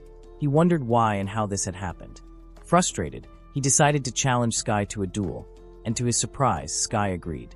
Talton was fueled by anger, vowing to crush Sky. Finally, the day of the duel arrived, and the two stood against each other. Talton thought about how he had waited 3 years for this moment, and how Sky's ranking had already risen. If Talton defeated Sky, he would surely climb the ranks himself and steal the spotlight from him. Becoming famous in the process, as the duel commenced, Talton confidently declared that he would win. However, before he could even finish his thoughts, Sky fired a mana bullet that struck him, pinning him against the wall. The referee announced Sky as the winner of the duel. After that, Talton noticed his 250th rank, and thought about how fast and impressive Sky's mana bullet had been. Suddenly, a notice appeared stating that, due to multiple complaints from students and teachers, Sky's mana bullets had been deemed a violation of school rules, and were now banned from use in duels. This shocked Talton, that he wondered what rules Sky's mana bullets had violated, and thought the teachers and students were completely idiotic. However, a new realization dawned on him. Perhaps this was a perfect opportunity. Meanwhile, Sky was equally perplexed about what was wrong with his mana bullets. Just then, Siren and Lemmy arrived. Siren told Sky not to worry about it, explaining that the school had a tendency to fan the flames whenever jealousy or fear arose among the students. She had already heard all about it from Lemmy, and noted that Sky was incredibly popular. Siren mentioned that the school thrived on all the commotion. Lemmy informed Sky that he had already applied for other duels, and asked if he was okay with that. Sky replied that he would withdraw, as he wasn't interested in fighting with a margin of victory that didn't matter to him. What frustrated him most was not being able to break the noses of those who had tried to challenge him. Lemmy remarked that sounds terrible. Siren chimed in, saying she would speak to the school about his mistreatment. Many people could use their noble influence to put pressure on the school, but none would be as effective as she could be.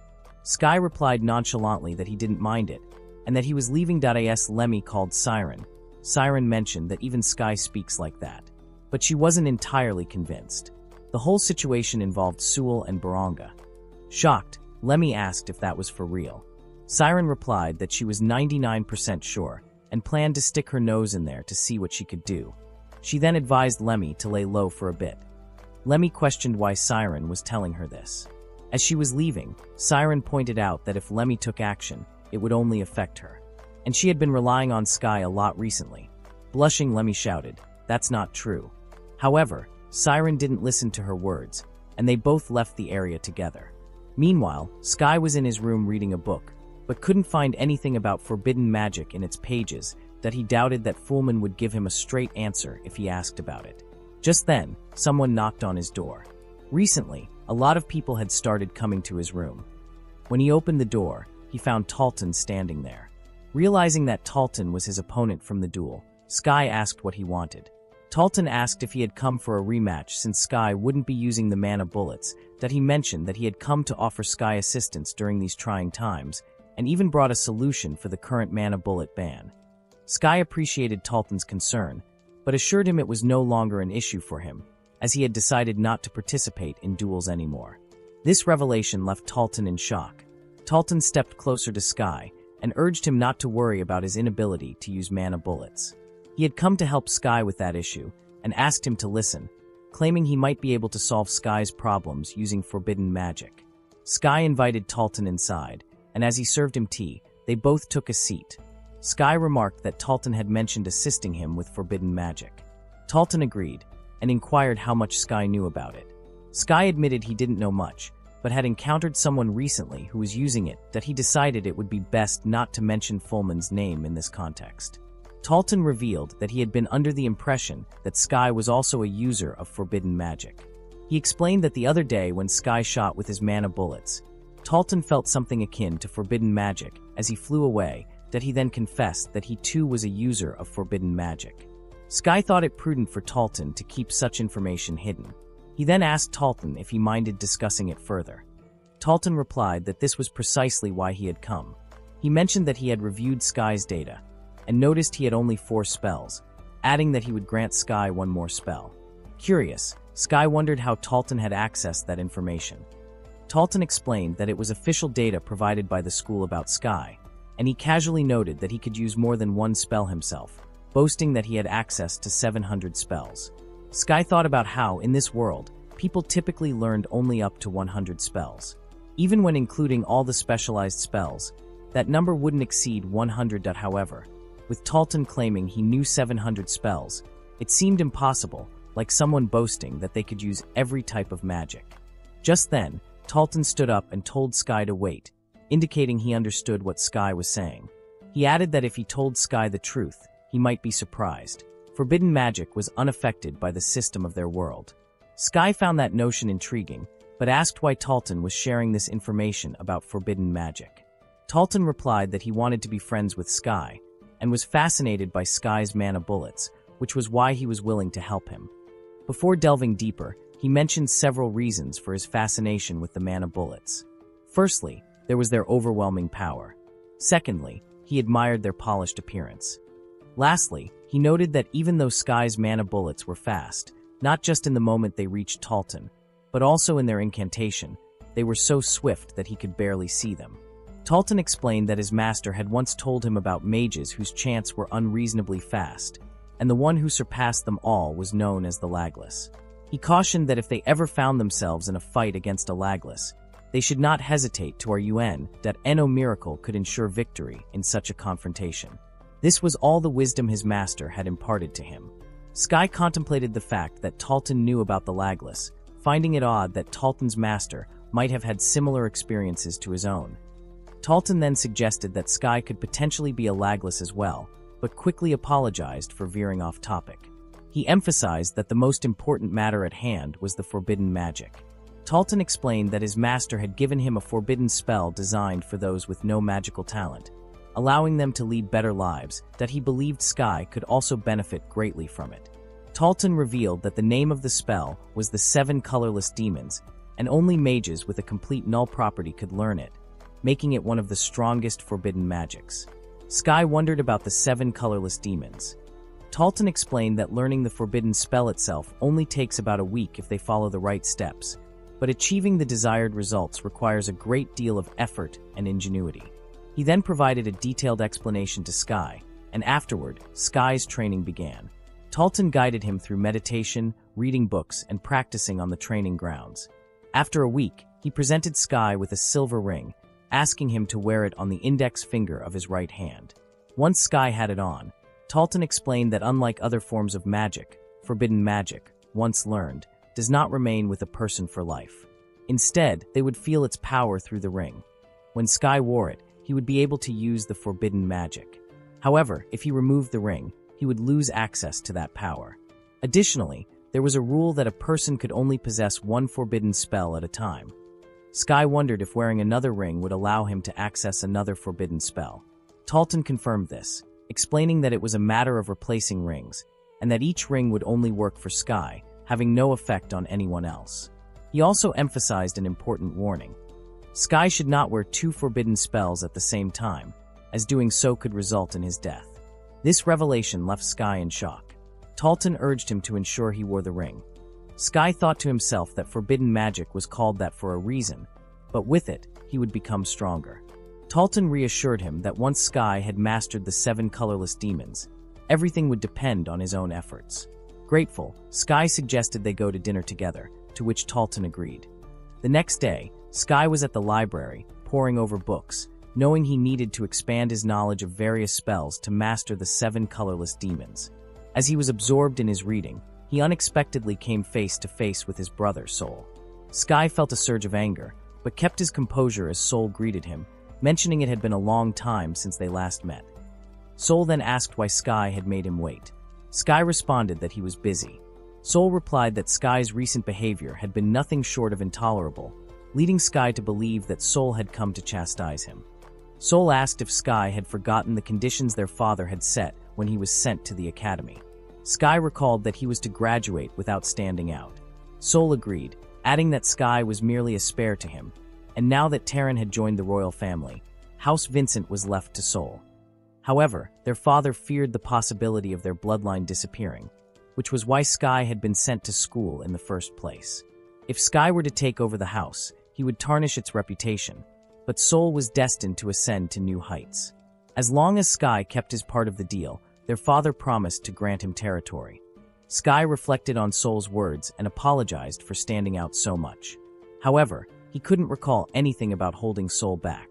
After all, wasn't he helping to elevate the family name by winning duels? Sol told him that he needed to come to terms with the fact that he was a B-grade mage, and no matter what accomplishments Sky achieved, he was still nothing more than that, essentially a failure. All he had done was drag the name of House Vincent into the dirt by allowing everyone to see that they had produced a disappointment. Before Sol would let the name of House Vincent be tarnished across the country, he intended to make his own name known at the academy. That was why he was winning duels and securing second place in the rankings, that if he could defeat the student council member, Pust, who held the first ranking position, the Vincent family would rise above all the other noble families. That victory would also secure him the title of faction representative for the year, and Sol was certain that his time would come soon. At the High Magic Institute, there were two major factions: the Suruan faction, which did not discriminate between nobles and commoners, and the nobles' absolutist faction, which emphasized exclusivity. Sol explained that, to be on the safe side, they were working to establish their faction's presence among the first years, and there was quite a lively student who was trying to influence those around him. Sky thought of the lively student from the first year, and Sol revealed that this was the person who would succeed him from Class A. None other than Baranga. Sky turned his face away to stifle a laugh. Sol remarked that Baranga had the perfect background, both in terms of mana and social standing, and yet Sky was still getting in his way. Baranga's match record stood at 4 wins and 0 losses, making him the top contender in terms of victories. However, he was placed second in the overall rankings, which made Sky realize that they were tied with 4 wins each. The quality of their matches had little to do with the ranking system, allowing someone like Kai to place well despite facing only lesser opponents in Class E. The top rank was held by Elit, who also had 2 wins. In other words, Baranga had double the victories compared to her, yet he was not ranked first, largely due to Sky's presence. Sky felt this was an unfair pretext. Sol asked if Sky understood that all his suspicious behavior was obstructing their ambitions. He also heard rumors that Sky was using some sort of dubious spell to get into the student council, which was ultimately a shameful tactic. Anger bubbled within Sky as he thought about whether Sol was implying that his time spent with his master had been worthless. Sol continued, stating that the school was currently in the hands of the wrong people, and it was their duty to set things right. He accused Sky of dragging him down all these years and declared that Sky would now work for his brother Sol. As a starting point, Sol instructed Sky to participate in the duel next week. Sky remarked that the situation was so sudden that he didn't think he could help Sol with it. Sol agreed, noting that Sky's next opponent would be Barnaga. If Barnaga defeated Sky, he would achieve 5 wins, causing some shifts in the rankings that if Barnaga secured first place, their faction would gain even more influence, with Sky being the cornerstone of that power. Sky pondered this and realized that it was what he set the books aside, admiring Sol's shrewdness. However, if Sky won, Sol's plan would also fail. Sol was so confident that it wouldn't happen anytime soon. He had already sealed Sky's bogus spell, leaving him with little chance of victory. That was the order from his brother, to be a proper BB mage, lose miserably, and get lost. As Sewell left, Sky couldn't believe his brother was responsible for the ban on his mana bullets. His father had broken his promises about the territory, and Sewell insulted Sky for being defective. Sky's motto was to live in peace, but he would gladly accept the duel Sol had mentioned and would defeat Barnaga to a pulp in front of a huge audience. That would humiliate the leader of the faction beyond measure. He didn't pick up the book, thinking that if he went through with it, he would have to prepare for the duel next week.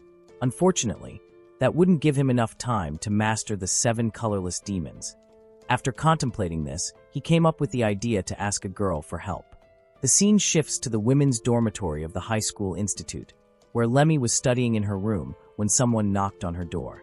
When she opened it, she was shocked to see Sky standing there. She felt a rush of emotions, realizing that while she understood how he felt, he couldn't just show up unexpectedly in her room. Her heart wasn't ready for it. Sky mentioned he had something very important to discuss with her, which made her flinch. She wondered if he was going to propose to her right there. As she noticed 2 other girls whispering about them, Lemmy quickly asked Sky not to say anything in front of them. He replied that if possible, he would prefer to talk about the details inside her room. Acknowledging that it would be better to talk privately, she invited him inside and shut the door behind them. Sky asked if he could start explaining what he wanted to discuss. Feeling embarrassed, Lemmy agreed. Sky then revealed that he wanted to practice light magic with her. This completely shattered her expectations, and she asked him to repeat himself. Again, he expressed his desire for her to teach him light magic, and asked if she could help. In response, she hit him hard enough to make him stumble. After that, she reluctantly agreed to teach him light magic, but warned him not to mislead her again, or she would kill him. Sky wondered what he had done to mislead her. Lemmy suggested they head to the sports ground, reminding him that her training would be strict. She also grabbed her katana, and Sky reassured her not to worry, as he was used to it. As they made their way to the training ground, Sky pondered the 7 colorless demons and mentioned that he had come to Lemmy to learn about light magic, that he admitted that he couldn't grasp all the details simply by reading the book. He needed to understand what he could and couldn't do, as well as the advantages and disadvantages of the magic. He figured she would know better since she was able to use light magic herself.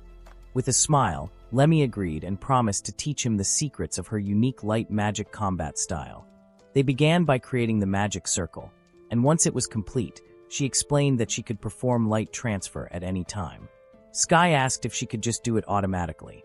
Lemmy explained that after chanting was completed, they could choose when to transfer and even purposely waste time so they wouldn't be detected as beginners.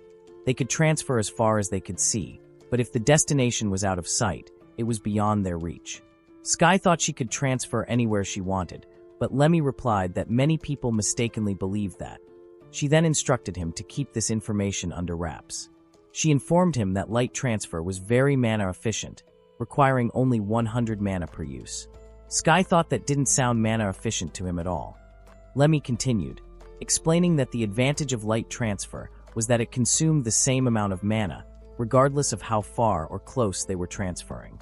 Sky commented that it seemed more efficient to use it from a distance. Lemmy agreed, but she explained that there were issues with the spell. Although she initially thought light transfer was very mana efficient, the side effects on their bodies worsened the further away they traveled. Sky was curious about these side effects. She specified that vertigo, nausea, and dizziness were the main issues. While these symptoms weren't very serious when transferring over short distances, they could become severe if one traveled too far. He asked how this would affect her specifically. She replied that she would never go beyond 50 meters in a real fight unless there was a compelling reason to do so. She was accustomed to that distance and hardly felt the side effects, but at 100 meters, she would begin to feel nauseous, and at 200 meters, she would experience vertigo and dizziness. For someone like her who fought at close range, even a moment of sluggishness could prove fatal, which was why she chose to keep her transfers within 50 meters. Sky agreed, noting that even for someone like her, who was used to light magic, feeling nauseous at 100 meters was concerning. Lemmy said that if Sky didn't have any doubts, they could move on to next light spell. He agreed, and she prepared to use her power. Sky mentioned that the next spell was an intermediate one. Weapon enhancement, as she began to chant, she moved closer to him, making him wonder if something was wrong. She questioned how he knew she was chanting for weapon enhancement. He explained that he could feel the mana swirling around, creating ripples, and that was the sensation he associated with intermediate-level light attribute spells like weapon enhancement. She was shocked and asked what the meaning is of beep and beep, and if he was making fun of her. She stepped back and asked him to explain what she was currently doing. He replied that they beep, beep, beep, beep, beep, referring to the advanced spell 1 flash. She wondered if he was kidding. She was so amazed by him. He asked what's wrong. She responded that what did he mean by that, and how did he know which spell someone was using as soon as they started chanting? Sky mentioned that he just knew and asked that wasn't that normal. Growing frustrated, she pointed out that no one else could do that. After calming down, she explained that typically, they fought by anticipating their opponent's magic. Monsters had their own patterns and movements, which allowed hunters to read their incantations. However, humans were not as predictable, especially the stronger ones who didn't exhibit any unusual tendencies while forming their spells. She was certain that she didn't have any particular tendencies in her incantations. Her beginner and intermediate spells always gathered nearly the same amount of mana, making it impossible for her opponents to read her movements. He agreed, stating that he could do it too, and that his master could as well. He explained that it was merely a coincidence that 2 freaks had happened to meet each other, that he suggested they wait, as the other guy was fighting without knowing what his opponent was chanting, making it impossible to gauge the speed of their magic conversion. He realized that, for starters, information about mana conversion speed was not publicly available. He stated that if he felt the need to activate an advanced spell, he could fire off a beginner spell first. Lemmy questioned why he was asking her if that was how everyone fought. Sky agreed, but added that if someone anticipated an advanced spell and a beginner spell was cast instead, it could catch them off guard. She asked if he was calling her an idiot, that he replied that he wasn't, but what would happen if they executed that strategy perfectly? If they made their opponent believe they were about to use intermediate magic, only to hit them with an advanced spell and send them flying. Again, Lemmy insisted that Sky was referring to her as the idiot. She pointed out that in a duel, they would likely lose, and in reality, it could lead to death. This made Sky stop and consider that what was common sense to him might be nonsense to everyone else. If his opponent didn't know what he was chanting, it opened up numerous possibilities, and he found the situation increasingly interesting. He asked her to return to the lesson. She agreed and began teaching him about the future. The scene then shifted to Baranga, who was sitting in a room, seething with anger. He recalled that the first time he lost was when he was 10 years old, and the second time was just the previous day that in both incidents, he had been struck by a mysterious invisible spell. Although he was referred to as a genius, he had lost twice, and he vowed that he wouldn't forgive Sky for that. He thought that losing to another genius would be one thing, but to lose to a lowly BB mage, especially twice, was disgraceful. However, the match the next day wouldn't be so easy for Sky, as they had sealed his mysterious spell. With that obstacle removed, Sky was just an insignificant mage without much mana or many spells at his disposal. Because of this, Baranga felt assured of his victory, and was eager to prove it, that he loudly declared that he would beat Sky and pull his silly hair in front of everyone. Just then, some students knocked on his door. As Baranga invited them in, the boys apologized for the intrusion and announced that they had brought the boy. They kicked the boy into the room, asking if he had something to tell Baranga. Baranga recognized the boy as the one who had lent him something the other day. He approached the boy, apologizing for his companion's behavior, and asked if he was okay. When the boy nodded in agreement, Baranga asked how he liked the gambling house. He introduced the boy, insisting that he would surely win. The boy knelt before Baranga, apologizing and mentioning that he was supposed to win, that he explained that everything had started well. He kept winning, but in the end he lost. Baranga placed a hand on the boy's shoulder, expressing sympathy. "That's such a shame." Clearly scared, the boy asked if that was what he expected him to say. Then he scolded the boy angrily, demanding to know if he thought he was doing well with his money. He ordered the boy to give his money back. The boy began to say something, but Baranga interrupted, asking, "What's that?" He grabbed the boy by the hair and threatened to inform the student council or consult a teacher. Baranga made it clear that he would ensure the boy returned his money, no matter what it took. With that, he threw the boy to the ground. Another boy noted that the fallen boy had started bleeding from his nose. Alan reassured him not to worry, handing him a handkerchief while mentioning that it wasn't as if the boy had no way to get his money back. For instance, if the boy conceded in the duel, he could reduce some of his debt. Alan then helped the injured boy up, saying, "Let's think about the future together." The other boy told Baranga that the injured boy would soon become his slave. Baranga retorted that there were a lot of flames, and he hadn't even counted them. The boy reminded Baranga that he was going to beat Sky in the match the next day, which would propel him to the top with 5 wins. By using that slave boy, Baranga would achieve 6 wins, giving him a total of 11 wins in 12 weeks. Baranga thought that even without using the slaves, he could amass all the wins he wanted. However, the first-place elite still hadn't taken their duel seriously. Now was the time to use his slaves to take the lead over them. He had even heard that the commoner Lemmy was strong, and against commoners, he could use any underhanded methods he deemed necessary. There would be no problem, as he had no one standing in his way except for Sky. Baranga could hardly wait for the duel with Sky the next day. Finally, the day of their match arrived, and a large crowd gathered to watch. Sky noticed Lemmy and others had come to see the duel, that a man then called for Sky to enter the battleground. Sky agreed, taking his katana in hand as he stepped forward, thinking, "Let's debut the 7 colorless demons." He recalls that after Lemmy finished teaching him, she gave him a warning, asking if he was merely copying her style, emphasizing that he would need his own as well. She urged him to ensure that he would win. He agreed and took the katana. As Baranga approached the battleground, he asked Sky if he didn't want to run away. Sky replied that he intended to tell Baranga that he was only here for a while, but he couldn't help but notice Baranga's peculiar haircut. Baranga raised his voice, warning Sky not to be intimidated. He believed the boss might have instructed him to lose on purpose, but Baranga wouldn't let that happen so easily. He vowed to defeat Sky so badly that he would never be able to face an audience again. Sky thought about how he had promised to lose, but the thought slipped from his mind. He then summoned Pyrrha. Baranga remarked that it was a companion for a familiar perfectly fitting for Sky's joke of a summoner. Baranga then summoned his water dragon. The referee asked if both of them were ready, and with that the match began. Sky activated the 7 colorless demons, which increased his mana conversion velocity by 200%. He then used the Trickmaker skill and the intermediate light attribute spell, Weapon Enhancement. He felt that the 7 colorless demons and the new Trickmaker were working together seamlessly, that he remembered Talton's words. The 7 colorless demons was a spell consisting of the attributes of fire, water, earth, wind, light, darkness, and null, granting Sky access to all 700 spells. Sky asked if Talton wasn't joking. Talton replied that he was being serious, explaining that while the spells share a few peculiarities, not every spell is the same despite reusing all the attribute. He provided an example. The Fire Attribute's beginner spell is Firewall, that if it hits the opponent, it deals damage equivalent to the spell's might, and also inflicts the burning effect characteristic of all Fire Attribute spells.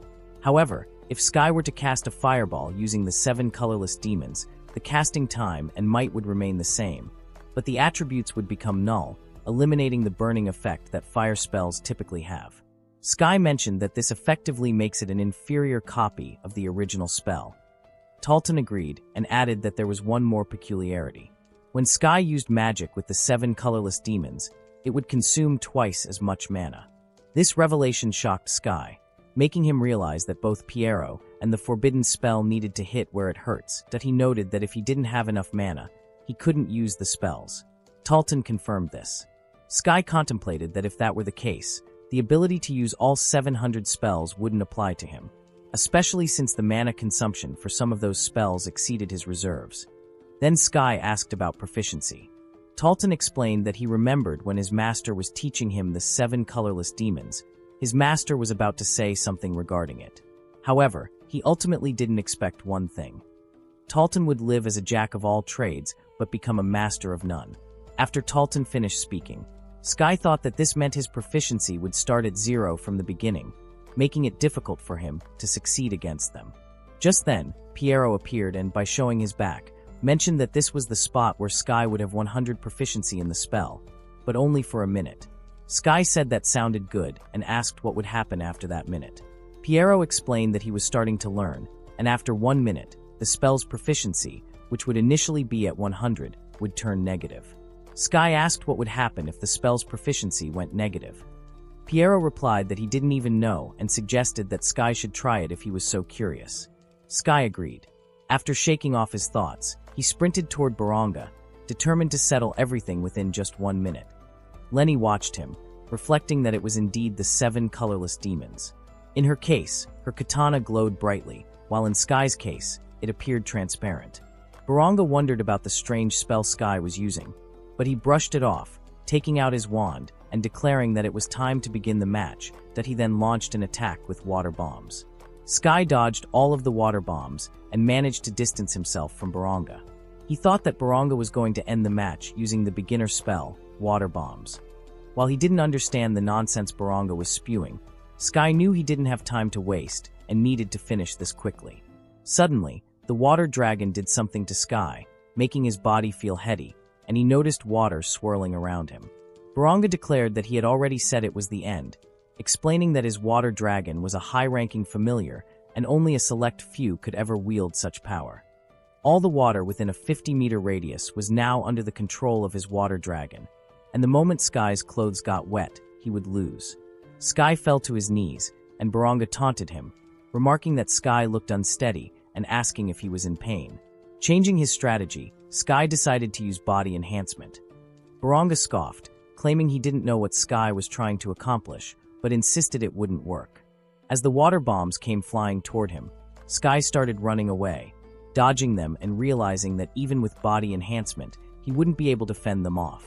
Lemmy thought it was a bad match for Sky, noting that Baranga was a nasty, scummy person with a bow cut. Even if Sky regained a bit of mana as time passed, Baranga's abilities as a mage were the real deal, and the gap between their strengths was too vast to overcome from the start. The audience cheered for Baranga, urging him to defeat the BB mage. Baranga was thrilled to hear the crowd supporting him and raised his hands in acknowledgement. Sky thought he needed to muster all his strength, but just as he did, a water bomb struck him, causing him to fall. Baranga taunted him, asking how the pain felt, and if he wanted to call it quits yet, but he made it clear he wasn't going to let Sky off the hook. Sky's magic barrier still hadn't dropped below the 10,000 mark, meaning the match wasn't over yet. Baranga laughed, urging Sky to keep suffering, insisting that he was just a beady mage. Sky calculated that only 5 more seconds were left. As Baranga continued to mock him, saying he should have known his place and remained a loyal dog, the time was up. Sky consumed 100 mana and activated light speed transfer, disappearing from his position and leaving Baranga in shock.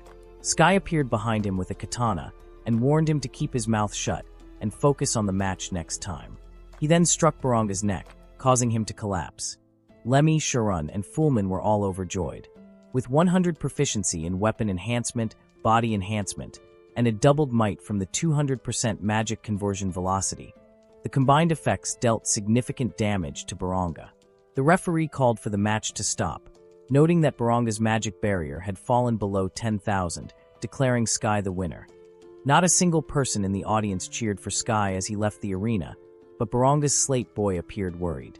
As he walked, Sky mentioned that he was exhausted. Not being able to use the mana bullet had given him a tough time, and since he had no mana left, he thought about going back to sleep.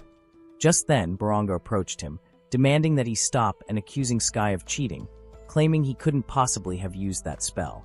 Sky denied the accusation, insisting that he did use it. Baranga retorted that he couldn't accept that and argued that if things had continued as they were, he would have won that a BB mage like Sky shouldn't have been able to cast any other spell. Angered, he told Sky to listen. If it were a real battle, no one would have stopped him, and his water dragon would have continued to strangle Sky, sending him straight to hell. That he insisted that Sky wasn't a noble, but just an inferior being. Baranga summoned his water dragon, continuing to state that an inferior being like Sky should live where no one could see him, so he wouldn't get in the way of the real nobles. Sky pointed out that the school rules prohibited students from summoning their familiars outside designated areas, asking Baranga to put it away. Baranga refused, insisting they continue where they left off, calling Sky a BB mage. Sky warned him not to say he hadn't been forewarned. As a student council member, he declared he would suppress the delinquent, that he took out his gun and shot mana bullets, shocking Baranga. Sky emphasized that this was a real battle, and then shot Baranga, causing him to fall. Sky felt like crying out loud that he was utterly exhausted, as the little mana he had stored after the duel was now completely depleted. He headed toward his dormitory, but decided to return the katana to Lemmy first. The next day, she took him to the market, holding his hand as she excitedly suggested they visit the next store. Sky recalled the last day when he arrived at Lemmy's room after the duel to return her katana. He thanked her, stating that he could only win because of her support. She asked if that was really true and what they should do now. Hesitating for a moment, Sky presented her with flowers as a token of his gratitude. She blushed and asked if that was his way of saying thank you. She urged him to drop the formalities, admitting that she didn't know what else he liked. Although she agreed to accept the flowers, she mentioned that it wasn't enough. Curious, Sky asked what else she wanted.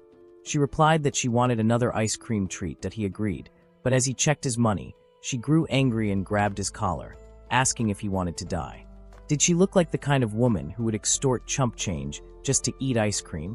She called him an idiot and clarified that she was asking him to join her for ice cream, and he should have noticed it by now. He replied that he didn't particularly like sweets. She glared at him, and they both headed to the royal capital. Lemmy bought clothes for heroes, and afterward, they visited a perfume shop. After that, she suggested they head to the ice cream parlor next. That he asked if they were finally going to eat ice cream. She questioned what he meant by finally, pointing out that he should have enjoyed strolling around the royal capital.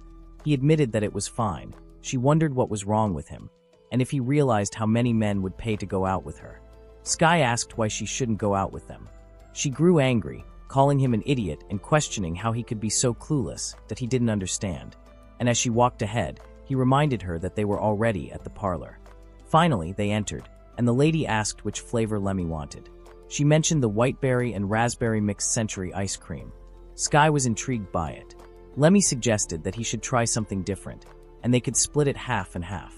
He then chose the Black Phoenix Strawberry Deluxe ice cream. After tasting it, he remarked that it didn't taste good. She replied that if he had said so beforehand, she might not have wanted it anymore. After all, she was the one who had suggested the half and half idea. Lemmy then enjoyed her ice cream and wondered what it tasted like. Sky reminded her that he had already told her. She took a bite of her own treat and declared it good, then offered him some. Sky thought about how tired he was from being swept around all day, but he was glad to be there with her. After they finished, they looked outside, and Sky mentioned how crowded it was. She explained that it was called the Royal Capital, and Astora's metropolis was amazing as well. Sky realized she was a city girl. She agreed and said that was how she knew all the good and bad places in the bustling city. For instance, the ice cream parlor was a good place, and any appealing store would fit the bill. Then she began to tell him about the bad places. They heard some screaming, and Sky got up, wondering what was happening. She mentioned that there was a bad incident in the thriving city, and it was likely that a robbery was taking place, that he wondered how a robbery could occur in broad daylight.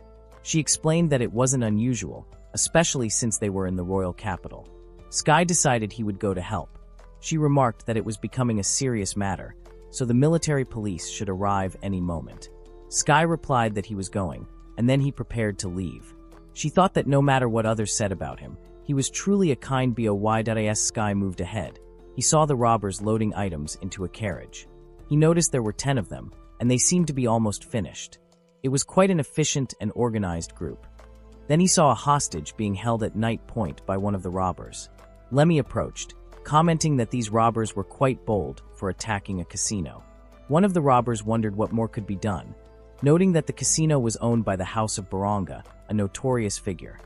Lemmy remarked that she could see how skilled the robbers were and pointed out that they were targeting a casino, which typically had multiple mage guards on payroll at all times. In particular, the Lace family's casinos had the highest level of security. As Sky placed his hand on his wand, one of the robbers glanced at him. Sky moved his hand away, deciding to turn and leave, telling himself that he couldn't take action from this distance. Lemmy asked him to wait and inquired where he was going. When he didn't reply, she urged him to at least say something. That he turned and mentioned that he was going to deal with the robbers and wanted her to protect the hostages once they were free. She agreed, but asked why he was going there in the first place.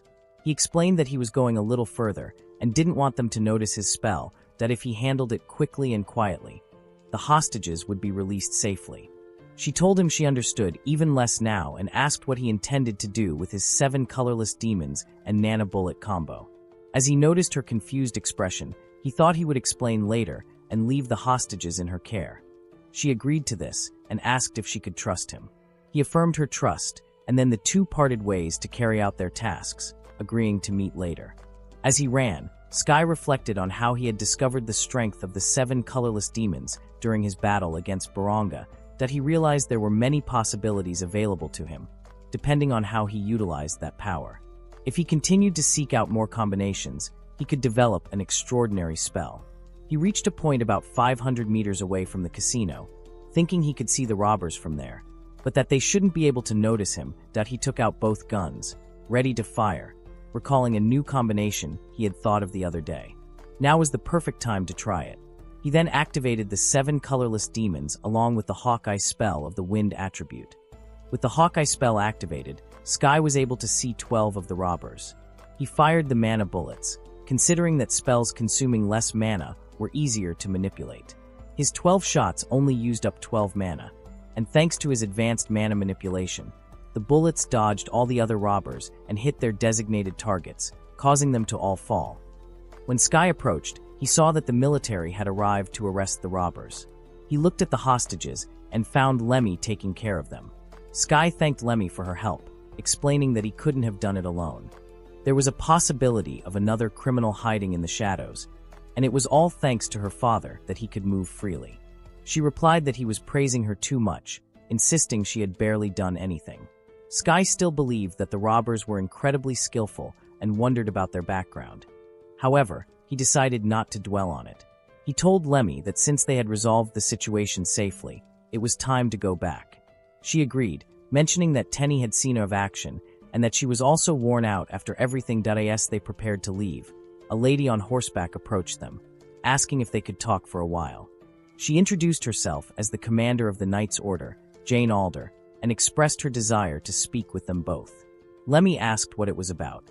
Jane assured them not to be nervous, stating that she was the one who should apologize for stopping them. Lemmy replied that it was not a problem at all, insisting that they should both be respectful to the knights. Curious, she wondered what being a knight truly meant. Lemmy whispered in Sky's ear that a knight was among the elite of the elite in the world. It was a profession only attainable by those who graduated with honors from the High Magic Institute.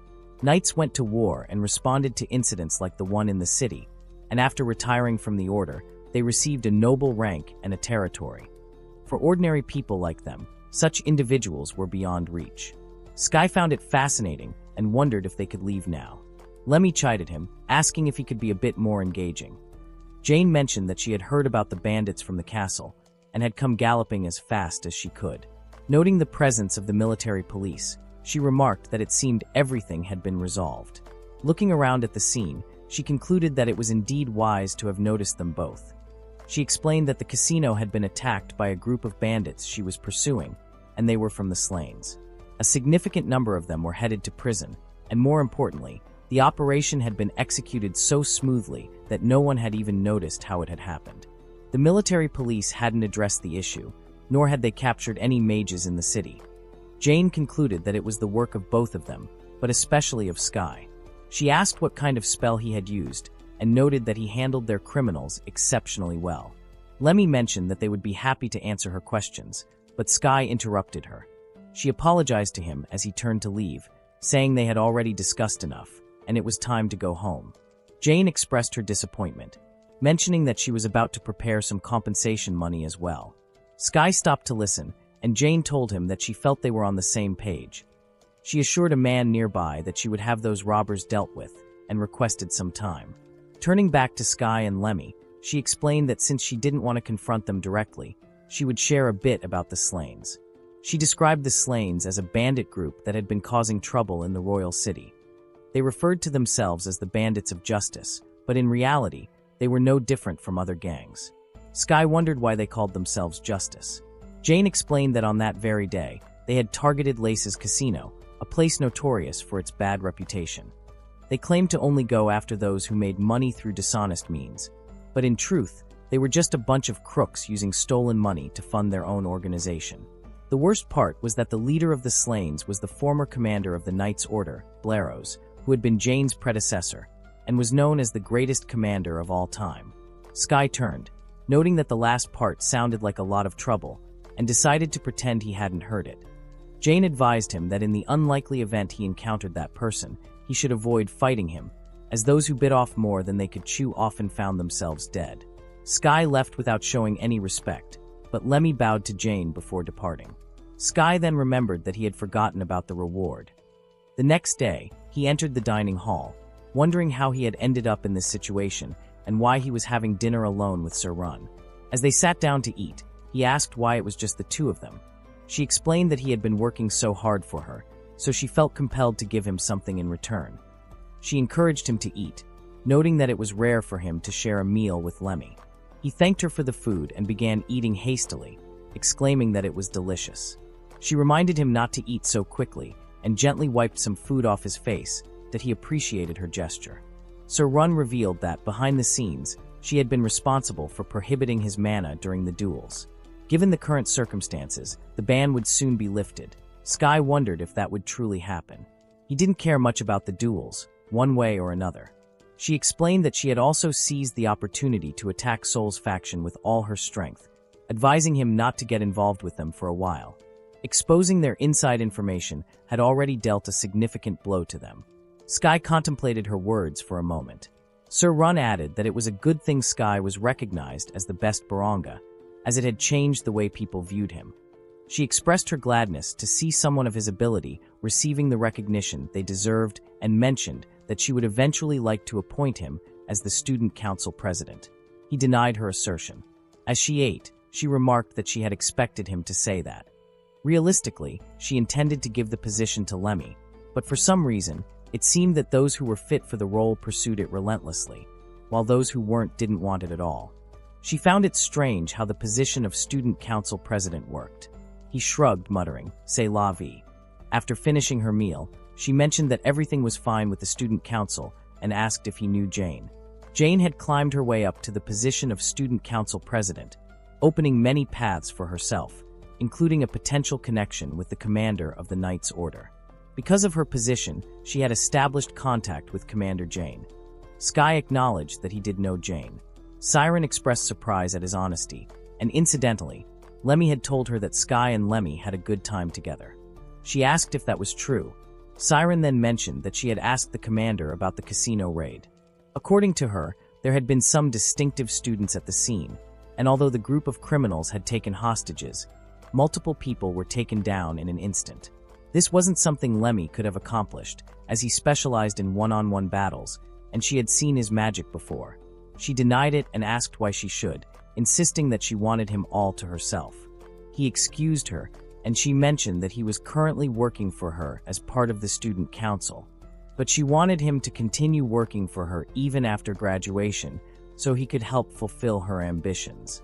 He thought she was being serious, so he asked about her ambitions. She replied that she wanted to establish world peace. He countered that if that was the case, shouldn't she report him to Jane? Perhaps they could consult her about something. She shook her head, saying that would only help the order, and she wanted him to use his power exclusively for her ideal. She promised to compensate him fairly and assured him she wouldn't force him to do anything he didn't want to. He thought that no one could match her determination to win over Lemmy. He stood up and said that, as he'd mentioned before, they would help now, especially since she had been supportive for many days. She stood up too, expressing her gladness at his response, and they shook hands, agreeing to keep working together. He concurred. Later that night, the scene shifted to the base of Blaros, where a man reported to him that there had been an incident at the Laces Casino in the royal capital. Just before they had completed their task, someone had intercepted them, and all 12 members had been taken into custody. Blaros was drinking alcohol when, in a fit of anger, he smashed the bottle and demanded to know the meaning of the situation. The man reported that their personnel stationed in the area had informed him that Jane arrived shortly after the hostages were released. Blaros seethed, realizing that Jane was indeed responsible. The man continued, stating that not a single one of their men had died. Depending on the outcome of the subsequent investigation, they might be able to locate their headquarters. Blaros was shocked to hear that no one had died and questioned whether there had even been a battle. The man hesitated, and Blaros insisted that it was impossible. Now they would have to move their headquarters somewhere else, and ordered the man to leave. After the man departed, Blaros turned to Canant and asked what he thought of the situation. Canant replied that it was still too early to tell. He didn't believe it was Jane's work, that if it had been, she would have been much more pleased about the outcome, and there would have been casualties.